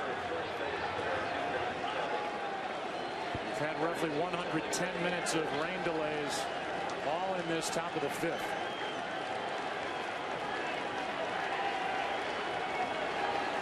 Be a 69-minute rain delay on the heels of a 41-minute delay. Here we go. Bases loaded, 2 out. Ball 1.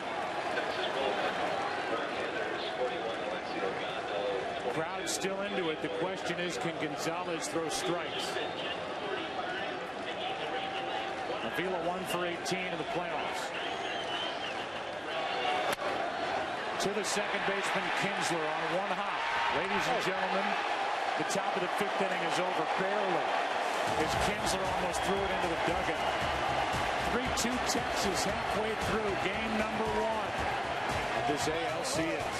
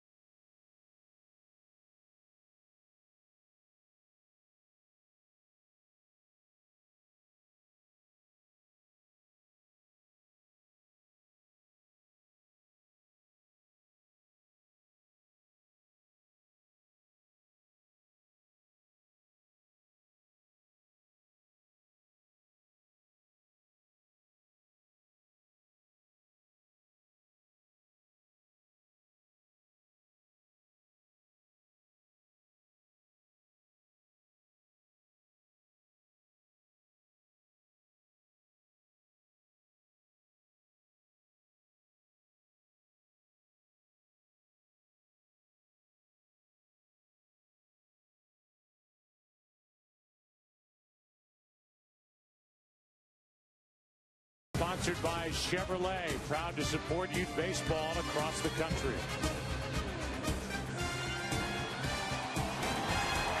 Don Kelly takes over in right field after pinch running for Ordonez. He's got a cannon for an arm, and so does this guy.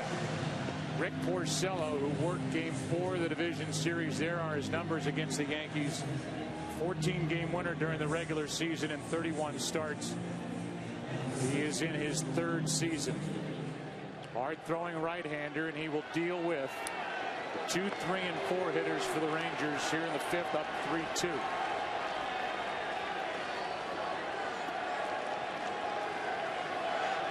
Elvis Andrus is 0 for 2.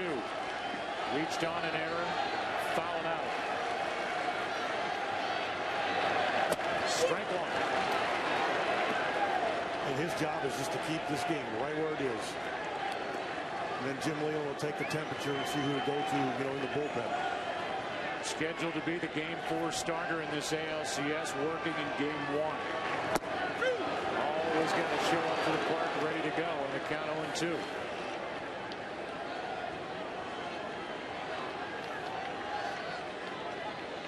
On deck is Hamilton and Michael Young.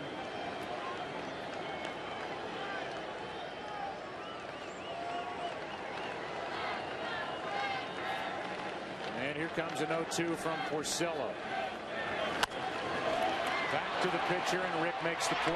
1 out. Let's go back to that last out and that last pitch to end the top of the 5th. Alex Avila, especially for a young hitter, has done such a good job of commanding the strike zone. And he got ahead 1-0, and he went out of the zone there, had a chance to be 2-0. That was, he got a little bit anxious, and then they almost threw the ball in the dugout. So the first pitch down and away, that one up and in. Avila went after it and looked like he did Gonzalez a favor. With the shift, Brandon Hinge was just about left by himself on the left side of the infield, and Hamilton hit it right at him, 2 out. Josh Hamilton now 2 strikeouts, a ground out. Here's Michael Young. This is exactly what they wanted out of Porcello. Come out of the bullpen, throw strikes. He's got that good 2-seam movement. I'm sure they're breathing a little bit of a sigh of relief. Tonight, Michael Young has walked and struck out. Career high 338 average during the regular season. 2 out, nobody on, and a strike hits the outside corner.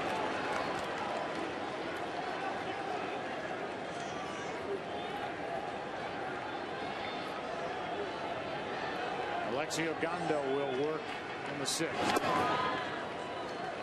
Remember, he was warming up back in the 5th inning earlier when we had that first delay. Right after we resumed play, then C.J. Wilson got right into trouble, and Ogando got up. So he's had a layoff as well. And that's foul. Strike 2.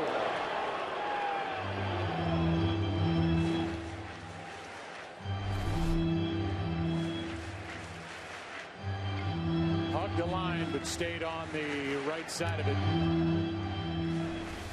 Cabrera was helping first base umpire Larry Vanover. There's C.J. Wilson, who goes 4 2/3, allowing 2 runs on 6 hits. 92 and Young late with his swing. Over the course of the 4 2/3, C.J. Wilson walked 5, 1 intentional, 6 strikeouts through a wild pitch, which led to the 2nd run in the top of the 5th.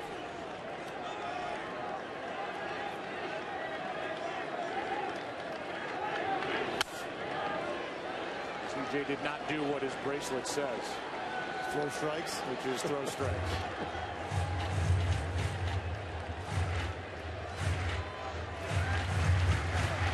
This is what makes Michael Young so tough. You make good pitches and he just fouls them off, and then you give him something he can handle and he rifles it into right field. Lambie hit the other way in the outfield with a count of 1 2.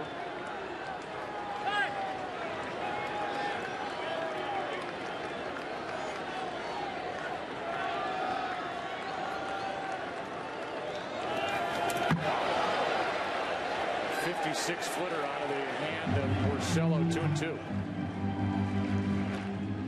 Longtime confidant of Jim Leyland, Gene Lamont. Always at his side, and Lamont in his 6th year, he came to Detroit with Leyland. They were in Pittsburgh together, and for a while Lamont managed the Pirates. 2-2. Peralta guides it across a 1-2-3 5th inning for Porcello. It took him 11 pitches. We go to the 6th in game 1. Rangers take the field up by 1.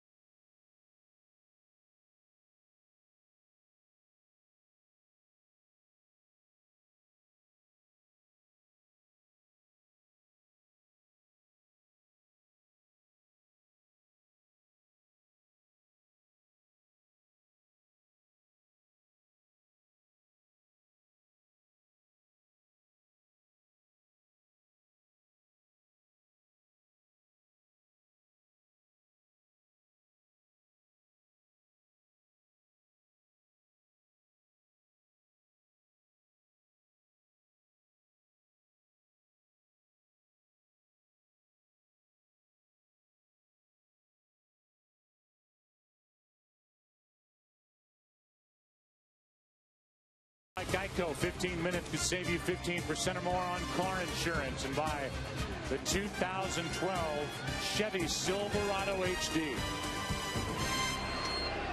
New pitcher is Alexio Gando, and this is some big weapon that Ron Washington can go to out of his bullpen. This is a kid with a big arm, and slider and split to go with it.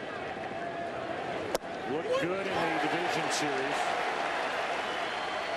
Won 13 during the regular season. They skipped a start late, but he went into the rotation and he did well after being the setup reliever last year. Times closed games for Texas, and he deals with the bottom 3. Peralta, Santiago, and Brandon Inge. 3-2 Texas, game 1. There's a little 97 for you, strike 2.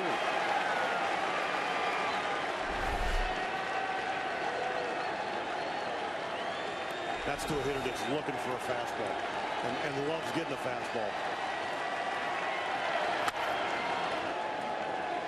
Ogando almost short arms the ball to the plate. It's kind of coming out of his chest. I'm sure there's some deception there on top of it. You're looking at 97, and you're probably not getting a real good look at it coming out of his shirt.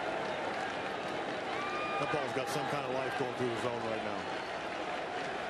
Peralta trying to get something started for the Tigers. Reaching for it and checks on Beltre. 1 out.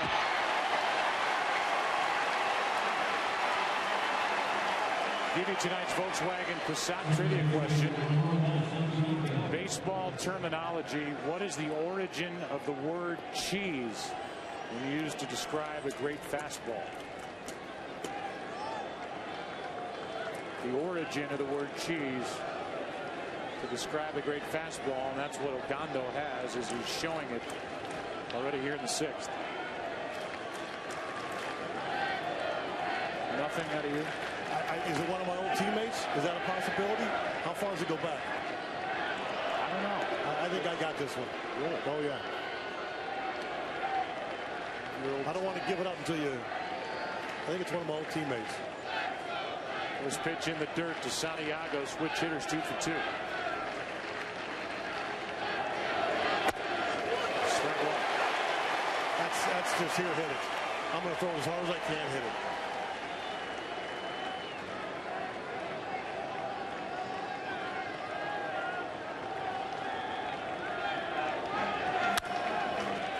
He hits it to Kinsler. 2 out.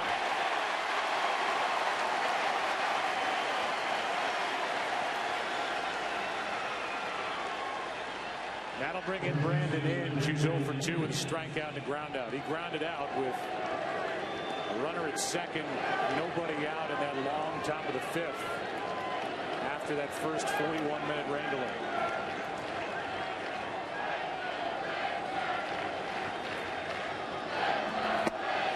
Totally fooled, strike one.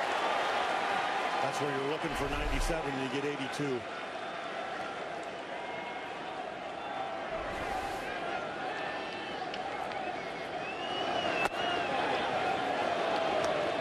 Is low, a ball and a strike.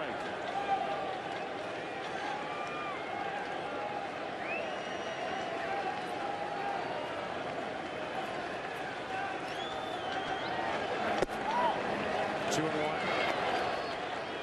This is the kind of kid who'll make you look like a smart manager coming out of the bullpen.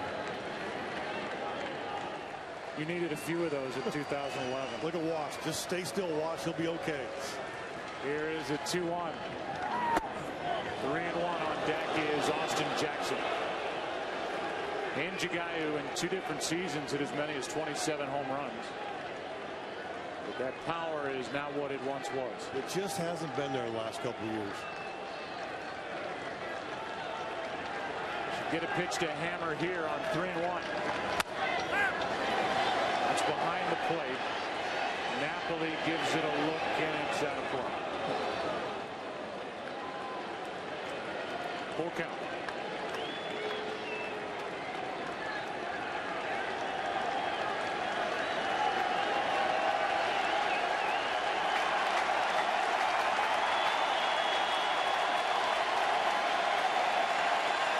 They started him out with that breaking ball. He's still at 97, so it's got to be in the back of Inge's head. Is there a chance he's going to throw me a breaking ball? Here's his answer. Fastball missed inside. A 2-out walk. Go ahead, reveal who you think the answer to the Passat trivia question is. I think it's Dennis Eckersley. Well, Eckersley's got his own language. He's got his own lingo. I think that's the first I ever heard of it. It may go way back past that, but I think it does. Dennis is not that old. A common mid-19th century slang term, meaning the best of its kind, and then applied to baseball. However, Dennis Eckersley, the cheese master, helped to make the term even more popular in recent years. So it's only 40 years off. Here is with 1 on, 2 out. Pitch up and in. And the count 2-0.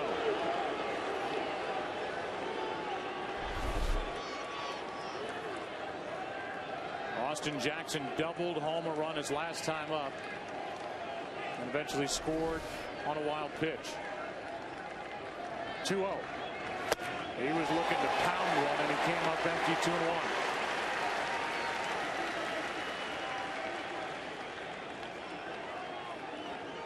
At some point here, it wouldn't be surprising if they let Inge run. Just because if he is out, you have Jackson leading off.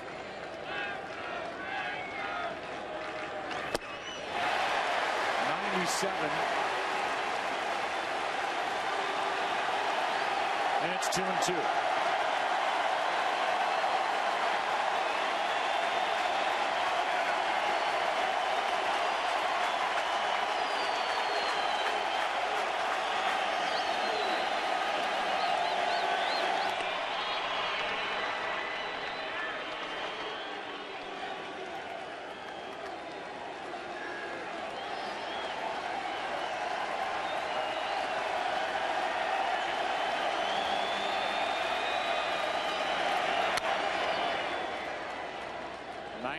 Again, and the count's still 2-2.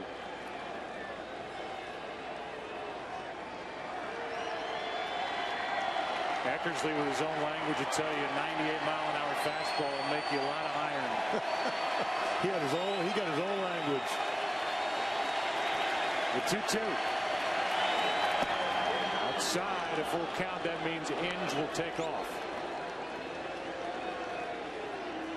It's making this harder than it needs to be right now.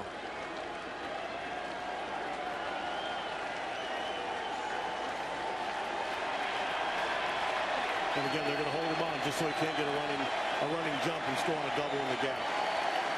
Tying run at first. There he goes, and a foul straight back. Maybe by holding him on, maybe you save 2-3 steps. And just again, that ball in the gap, maybe it stops the run. Jackson drove home 45 out of that leadoff spot during the regular season. He also had the third most strikeouts with 181. He has struck out once tonight and now twice.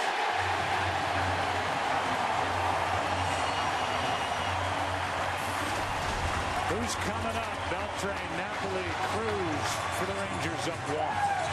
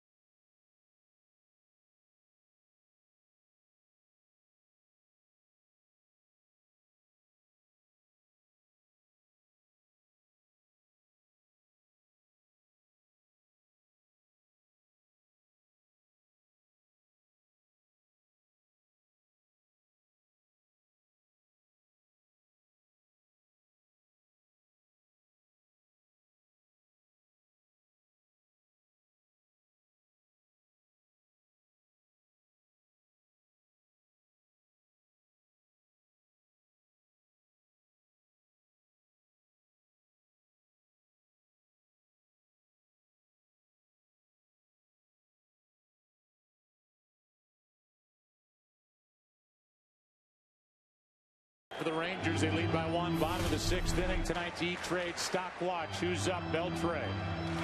6th player in postseason history with a 3-homer game. In a postseason game, the only one to do it in a 1-run game, and that was the clincher game 4. That was Tuesday in Tampa Bay, and Alex Avila 1 for 19 with 7 Ks this postseason. Rounded out with the bases loaded last inning. On the bottom of the 6th, then Beltre takes a strike. Ryan Perry is the right-hander, and Phil Cope, the left-hander, getting loose for the Tigers in their pen.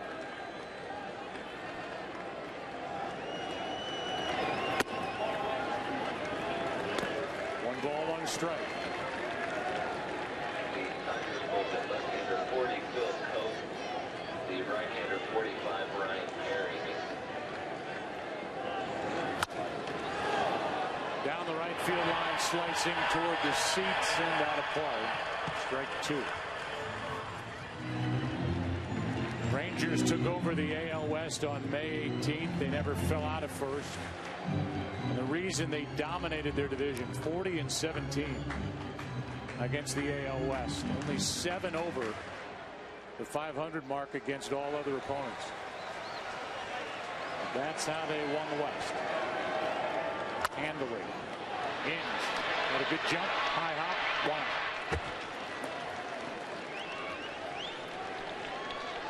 1. Brings in Mike Napoli, who has a hit. His base hit started a 2-run rally in the 2nd. This guy went deep twice in the season's final day to end up getting home field advantage, as it turned out, in this series. Traded twice in 5 days, career high in home runs, and hit 383 after the All-Star break, 2nd best across baseball. Who expected that? Certainly not the Angels or Toronto, both teams that traded him this offseason.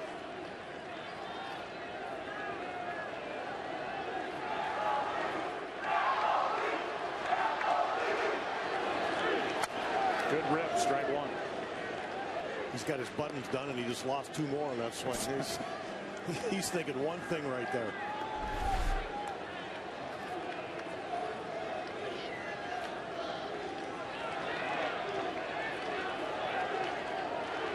That evens the count.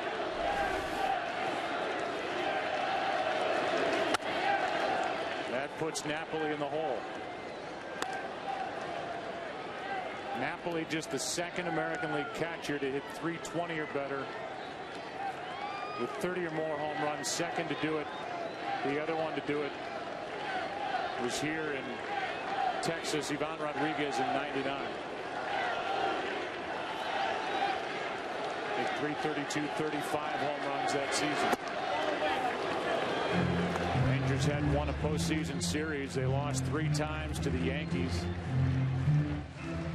in the 90s, and then finally broke through last year by beating Tampa Bay, then the Yankees, and to lose in the World Series to the Giants. 2-2. Full count. And as well as Porcello's throwing, Leland's got lefty-righty up. I think he feels like he got deep enough into this game where he can start matching up now. And save Porcello for game 4. Well, that's probably the idea. You got Murphy and Moreland 8 and 9 sitting down there left-handed. That's probably why Coach there. Right-handed bat of Cruz on deck. And he will bat with 2 out.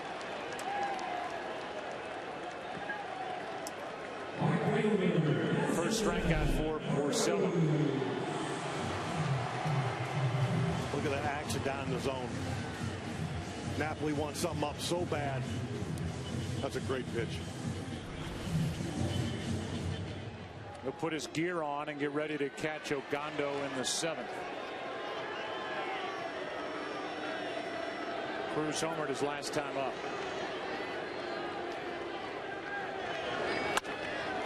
Well hit into right, but that will be handled by Kelly, and that is the end of the inning, and it wasn't so well hit. Down go the Rangers, 1-2-3. Still a 1-run game. Back after this from your local Fox station.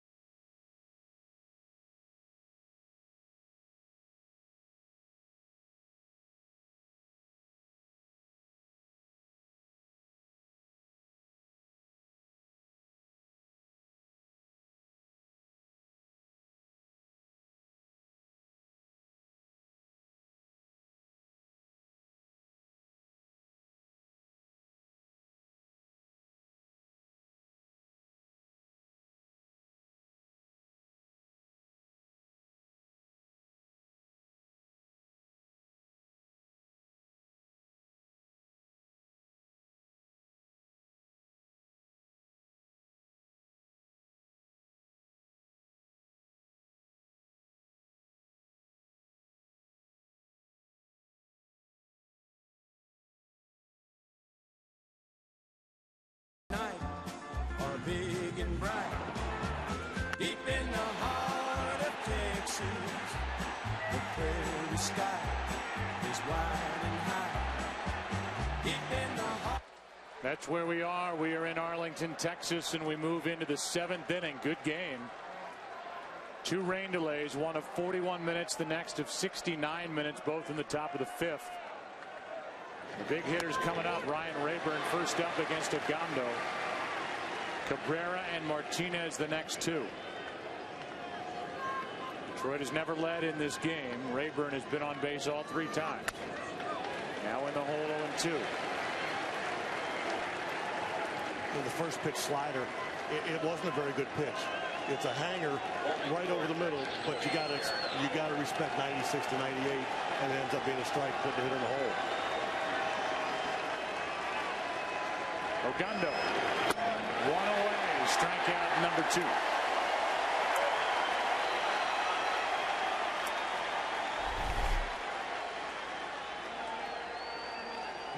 That's 98 at the top of the zone.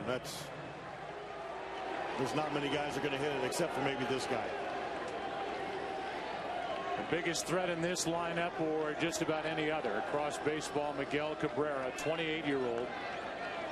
Tied for 10th in home runs with 30, tied for 6th in RBIs, number 1 in average. Strike 1. And that's what I'm sure has Ron Washington a little concerned right now, is he can hit the ball to right field here, especially in this ballpark. Ogando can make a good pitch and it could still be a home run. Darren Oliver getting loose, a left-hander for the Rangers.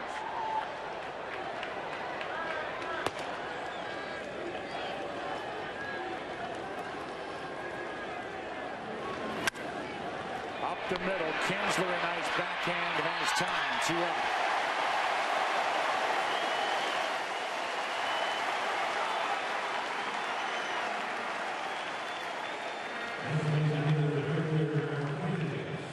Phil Koch, it appears, will take over in the bottom of the inning with Murphy, Moreland, and Kinsler coming up.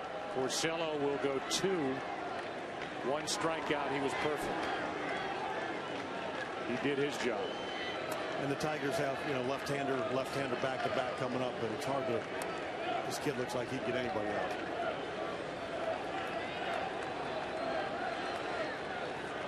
Ogando has allowed just a walk.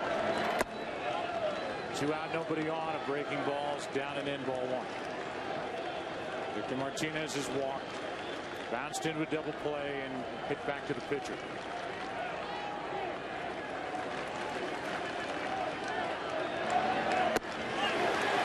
Strike 1.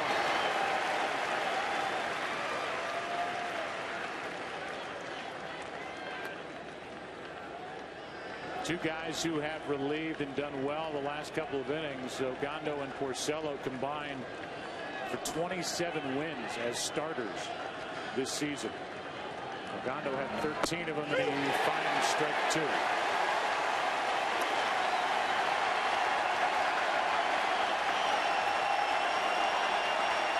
Now we're starting to change speeds.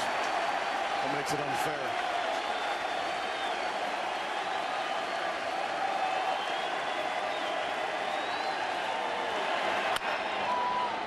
.97-mile-per-hour fastball, and the way he's thrown. And I know they've got a lot of weapons down there in the bullpen, but it'd be tough to take out. I agree with you. This kid, and I know he just ate up right-handers during the year, but the way he's thrown right now, he's got plenty to get lefties out to. So the starter all year, this will just be his 32nd pitch.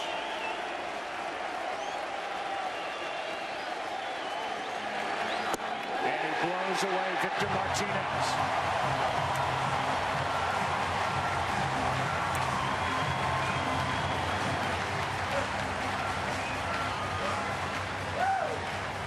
Victor Martinez could not catch up, and it's time to stretch.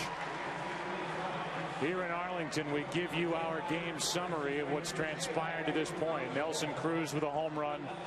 Murphy an RBI triple.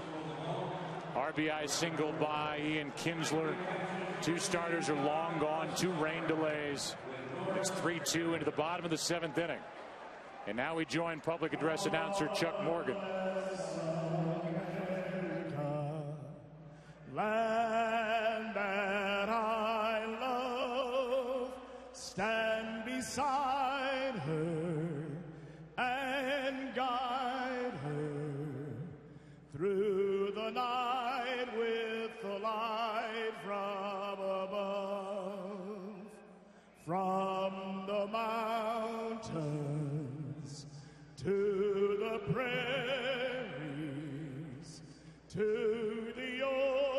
ocean, white with foam. God bless America, my home, sweet home.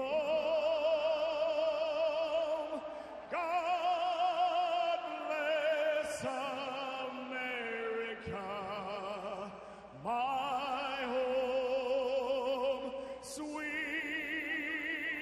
home.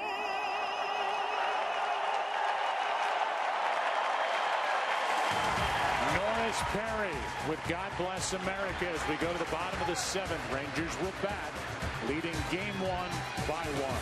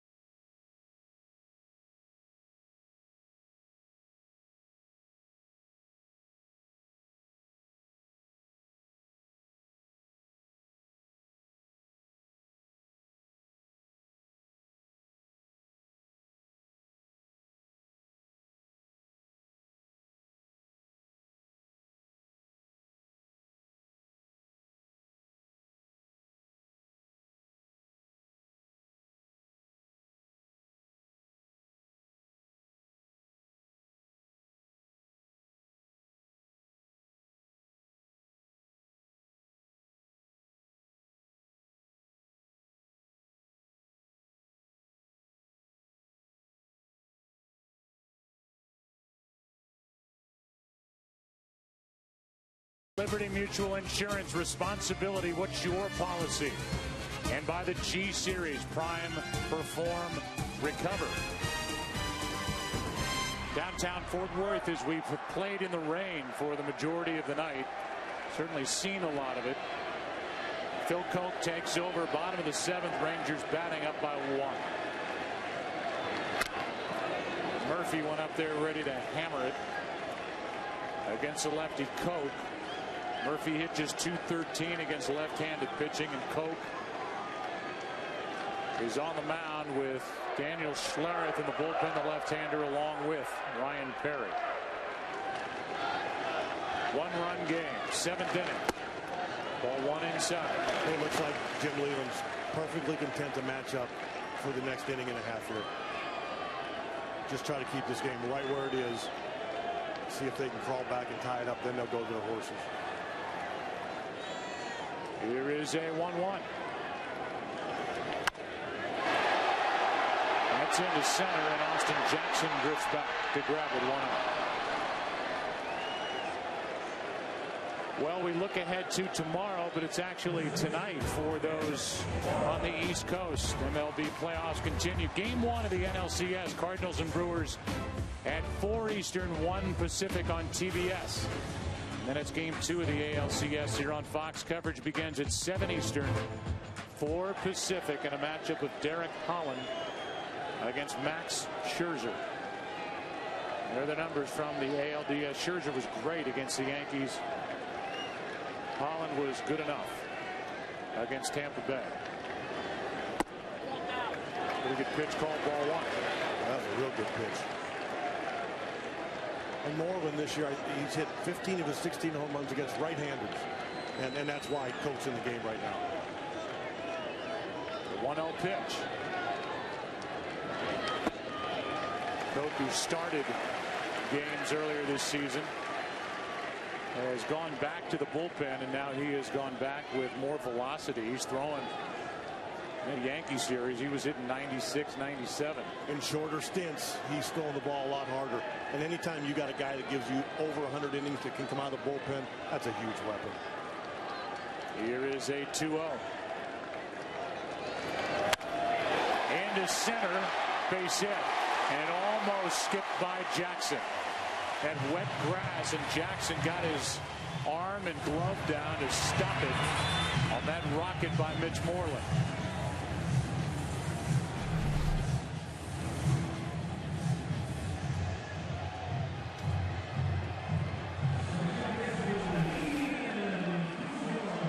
Phil Coke is going to be taken out of the ballgame with Ian Kinsler coming up.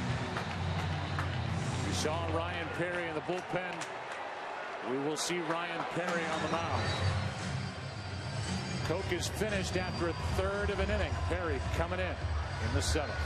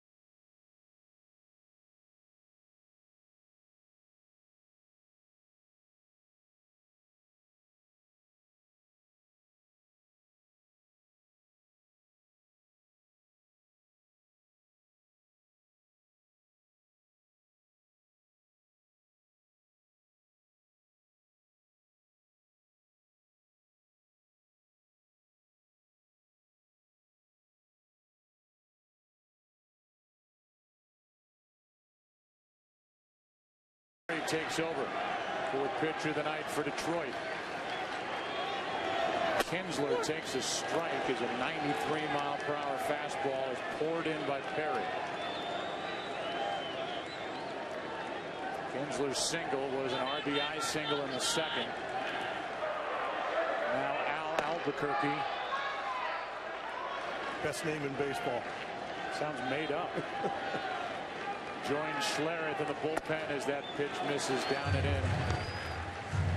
1-1. Albuquerque's name is so long and his back, I mean, it's almost like his name goes in a circle around his number.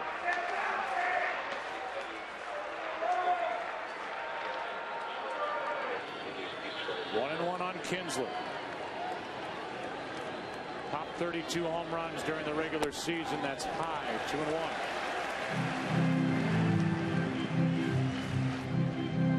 Moreland is not a threat to run over at first. Not much of one.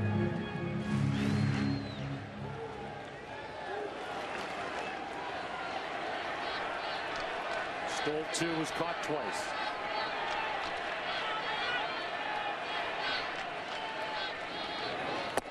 Three and 1. And this has been the problem with Ryan Perry. When he gets in trouble, he just doesn't command as much as he needs to. Nothing wrong with his arm. Just falls behind in the count.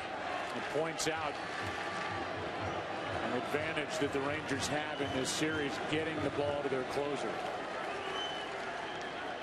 3-1. Off the hands, won't carry, and that's Rayburn for out number 2.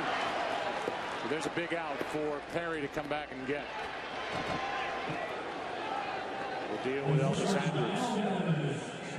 Nolan Ryan's a little nervous, so he's working over the grips on a baseball. 7 no-hitters. There's the four-seamer, and he was trying to grip his curveball. He still looks like he can put a little fear into somebody. It may be his wife next to him, but it's not a welcome sight. You faced him a lot, didn't you? You know what? Too much. Guys had a way of getting sick that day. So then you take over. You better believe it. I'd take somebody else's over for them.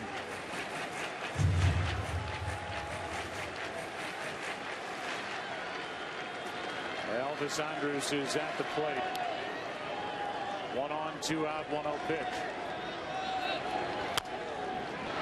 Ings, fair ball, inning over. Nice job by Ryan Perry. Sends us to the 8th inning. Good game. Game 1 ALCS. 3-2 Texas.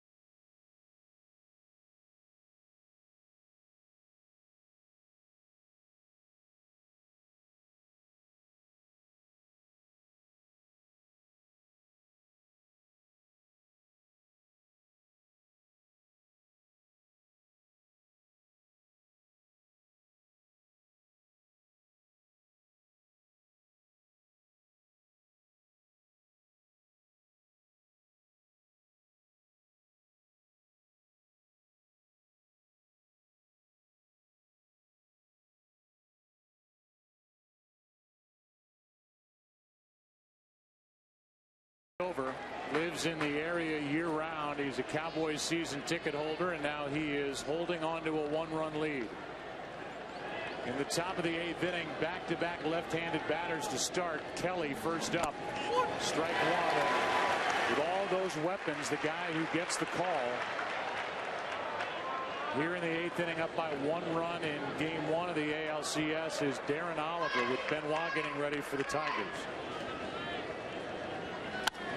Into center field, late break, but Hamilton is there, 1 out.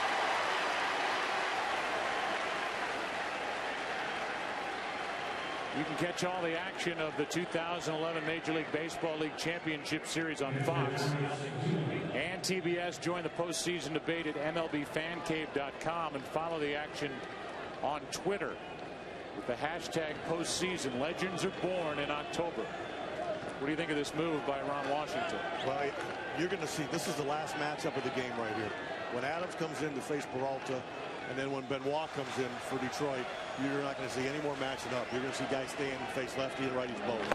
But this is confidence that Ron Washington is showing in Oliver when you have the other guys he has. I agree. You're showing your veteran guy enough confidence that he's going to keep the ball out of the middle because he doesn't throw as hard as he used to. The 1-0. Breaking ball drops in for a strike to Avila. 1-1. Peralta on deck, but he won't see Oliver. No, this is his last hit. Adams part of that bolstering of the bullpen that took place at the deadline. That's hooked foul. Pitch was up, and they count 1-2. What did Ron Washington tell you before the game? I just like to play my hunches. So go on my gut. That gut is probably doing somersaults. There's a 1-2 from Oliver to Avila.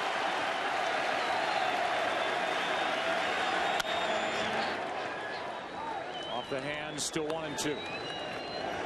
They've done a really good job against Avila tonight, forcing him to swing at that pitch in because he's been so good the last 2-3 months of the season, swinging at strikes and hitting the ball to left field. They're not letting him do that.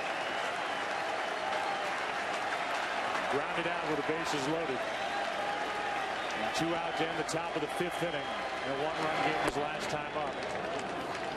And you point out there, you can say it, where David Murphy is playing in left. My goodness, it looks like Terry Francona's hitting. He's 200 feet from the plate. And he's on the left field lines. With a left-handed hitting Avila. Against a guy that doesn't throw that hard. Got him on the outside corner, 2 gone.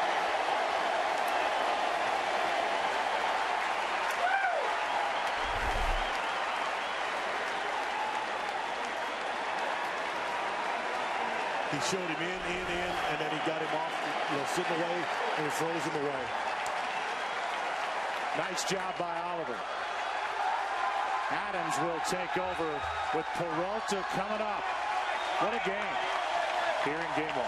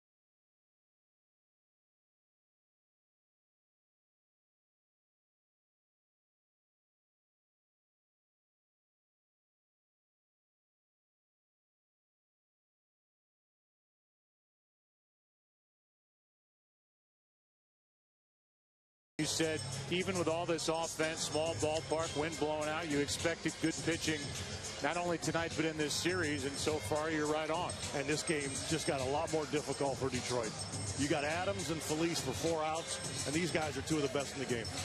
Mike Adams, who was just a shutdown guy. In fact, for a while there in San Diego, it looked like Adams may stay and take over the closer's role, and Heath Bell was going to get traded to a contender, but they traded Adams.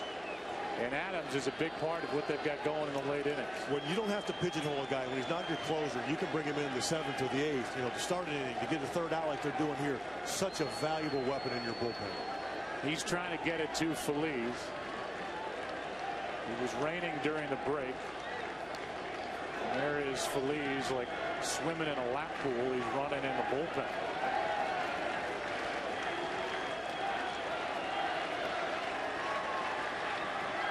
Adams with that odd delivery. 2 out dealing with Peralta, strike 1.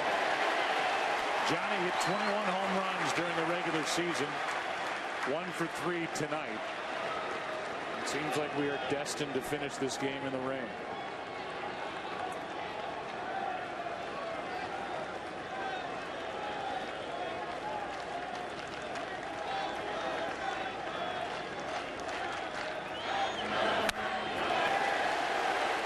Is fouled straight back, and it's 0-2. And this is not a real comfortable at bat for a right-hander.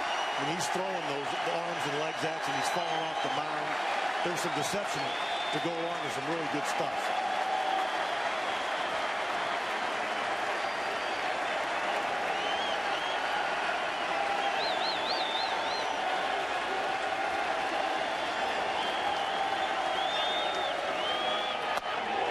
Just off the outside corner. And a 1-2 count. Our unofficial look at it outside. It was outside, but what a great pitch.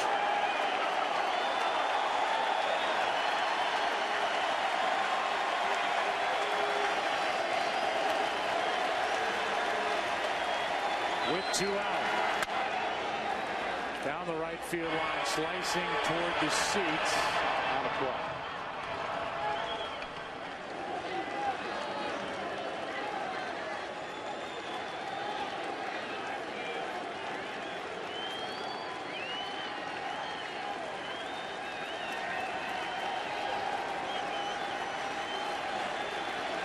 It's amazing how the addition of an arm or two can change the whole look of the bullpen. And this guy is front and center in that comment. And then add Ogando in the postseason from the rotation into the pen. And Uehara, it's amazing. Here is a 1-2. Same spot.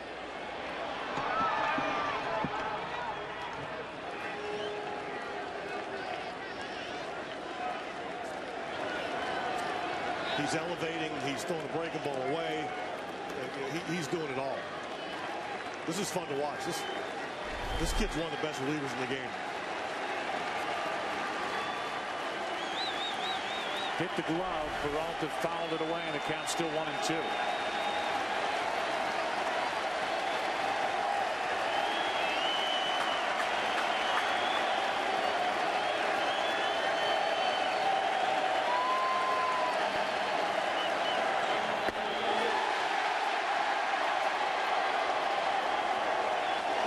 The inning sends us to the bottom of the 8th, and these fans hoping to be rewarded for a night of patience and perseverance. The Rangers bat up by 1.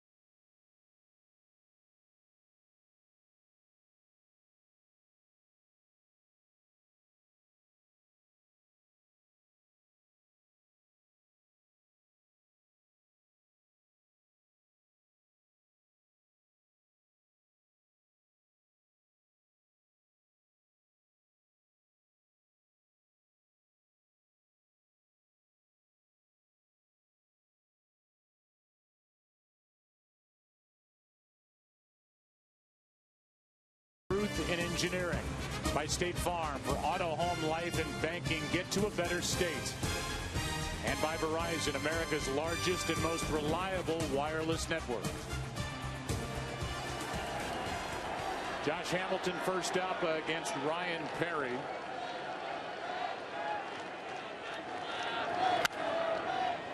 Strike one. Hamilton tonight is 0 for 3 with a pair of strikeouts and ground out.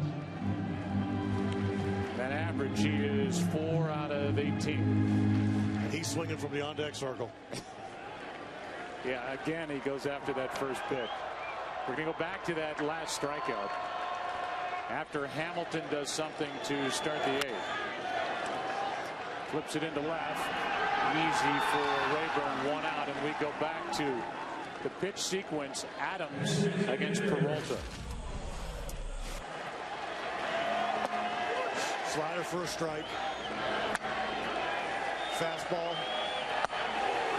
Great pitch for a ball. Another great pitch. Look, he elevates here. That's the best pitch of the at-bat right there. He set the next pitch up completely by elevating his eye level with the fastball. That's art right there. And as you watch these Rangers in this LCS, you've just watched a lot of American League Baseball and not aware of how filthy he can be, as he was for a couple of years for the San Diego Padres. He's got a good taste of what he can do. Michael Young went after a high hard one from Perry, strike one.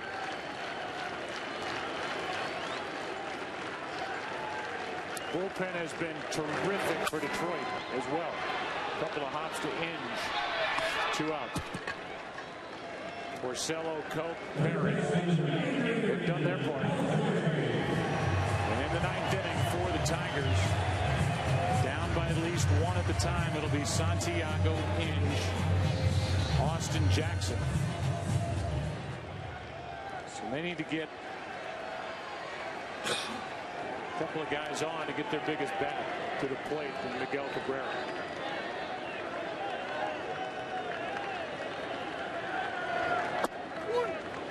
Breaking ball is a strike to Adrian Beltre.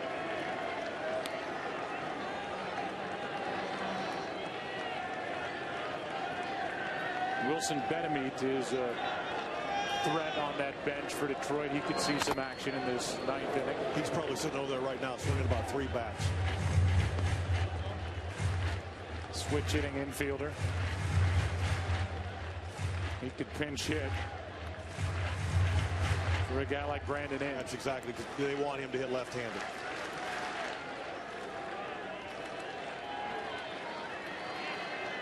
Two out, 0-2 count. And Beltre chased. Avila wanted it up there. Perry delivered it up there, and off to the 9th inning we go. This good game with a couple of rain delays in it goes to the 9th. Game 1 ALCS. Rangers up by 1.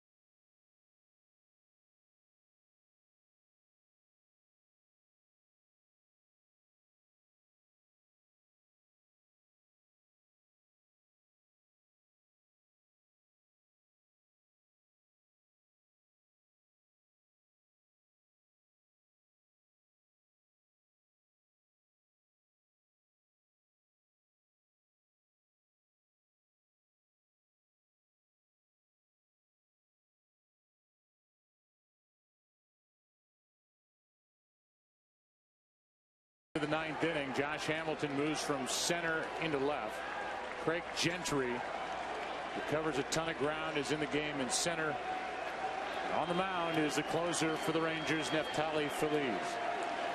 He strolls in from the bullpen like he's either half asleep or uninterested, and then the ball comes out of his hand and it explodes. Santiago up. Bedamid is on deck. Ball one. Santiago's had a nice night, 2 for 3. Ramon singled, doubled, scored a run, grounded out. 0 for 1 batting left-handed.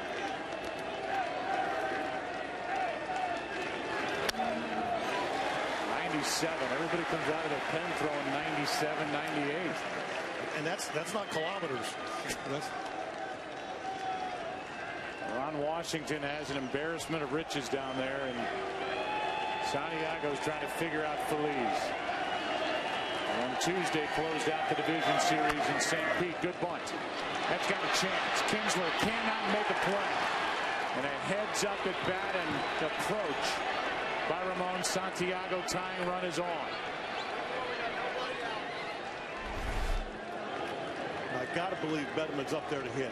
He's not ever been known for much of a bunter, but on the flip side, you can't run on Feliz either. He does a great job holding runners. Well, the old adage is you play to win on the road, tie at home. Obviously, Detroit's on the road. If you were going to bunt, maybe you just leave Inge in the game. And Gene Lamont came down and talked to him, so we'll see. I got to believe they're going to let him hit. If he can find a way to get a hit, then maybe you can end up bunting Austin Jackson, trying to put both runners in scoring position. Wilson Bedamid, who has bounced around in his career, 0 for 8 this postseason. One of the 3 to start at third base for the Tigers in the division series. Way late, strike one. Tying run at first, nobody out. I said he was slinging 3 bats. He needs to let one of those go.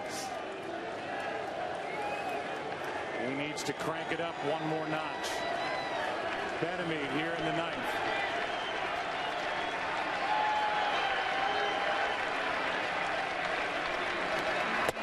Late again. 99. Strike 2. So many closers come into a game, and if a runner gets off first base, they allow them the opportunity to steal. There's no chance with Feliz.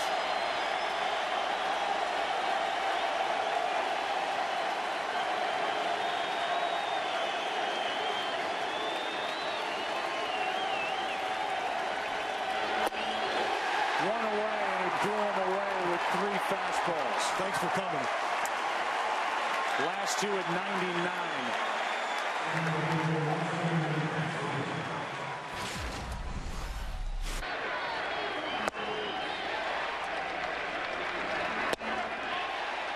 From 97 to a pair of 99s. And now Santiago is going to be lifted for a pinch runner.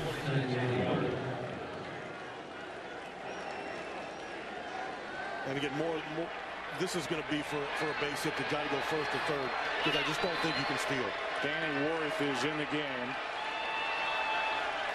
He was added to the active roster when Delman Young was deactivated with a strained oblique.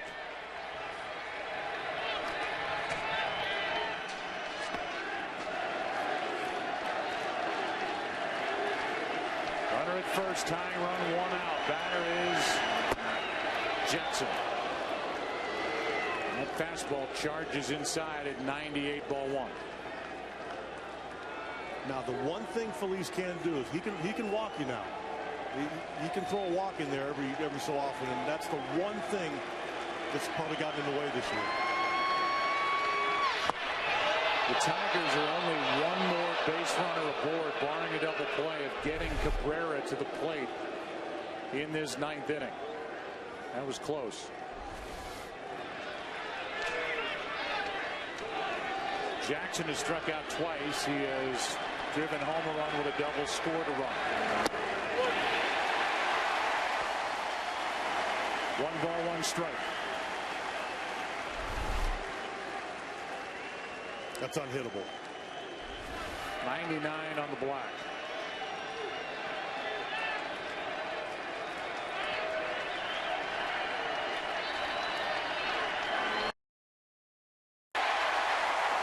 In on the hand, strike 2. Looks like he's starting to tire a little bit.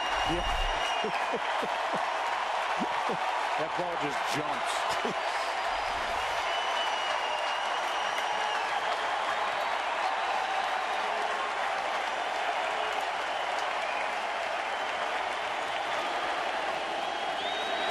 Two out.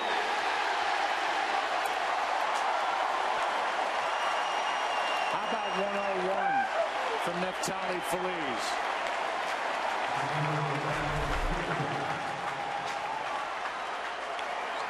No chance.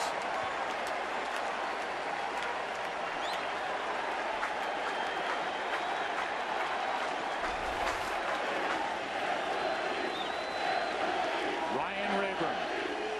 And you know he desperately just wants to get on just to give Cabrera a chance. See if Feliz can throw strikes as he misses inside. Ball 1 to Rayburn, who's had a nice night. Pair of walks. Base hit his first time up. And every Tiger fan is hoping. Number 24, Miguel Cabrera, bats one more time tonight. Strike 1.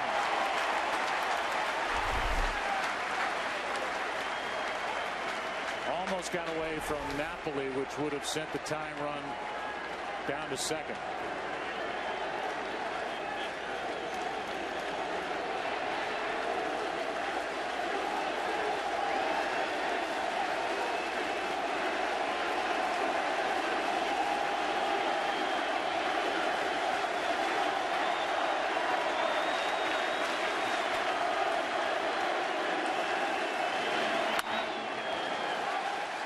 That is the first non-fastball of the inning. It's 1-2.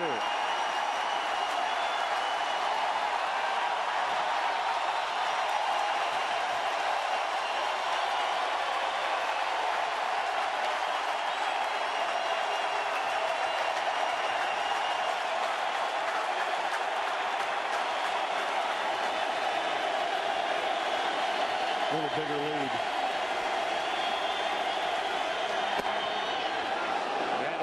On it as well. It's 2-2. Tying run at first, 2 out. Huge threat on deck. And they want to get him right here. They don't want to go full count and put the runner in motion. 2-2 pitch.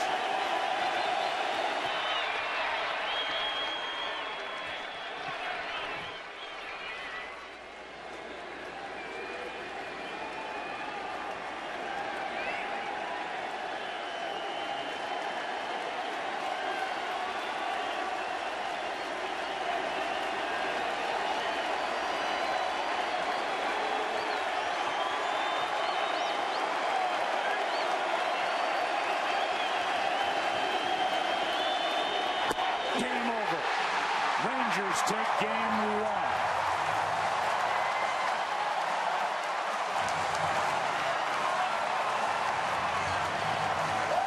And this thrilling night ended with an exclamation point from Neftali Feliz.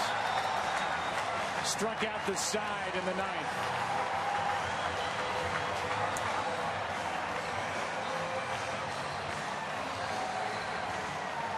The difference in the game is our best play of tonight's game, brought to you by the Audi A8. True greatness should never go unrecognized. It was Nelson Cruz with a home run that happened in the bottom of the 4th inning. Just his second hit of this postseason, first home run. For a guy that hit 29 during the regular season, that made it 3-0. Rangers win it 3-2. And it filtered down to this. Out of the right hand of Neftali Feliz and past the bat of Ryan Rayburn. Rangers take game 1. 3-2. Let's go down to Ken Rosenthal. Thanks, Joe. Nelson Cruz, I know you've struggled since the hamstring injury. Talk about your at-bat against Verlander tonight and what that meant. Really important, you know.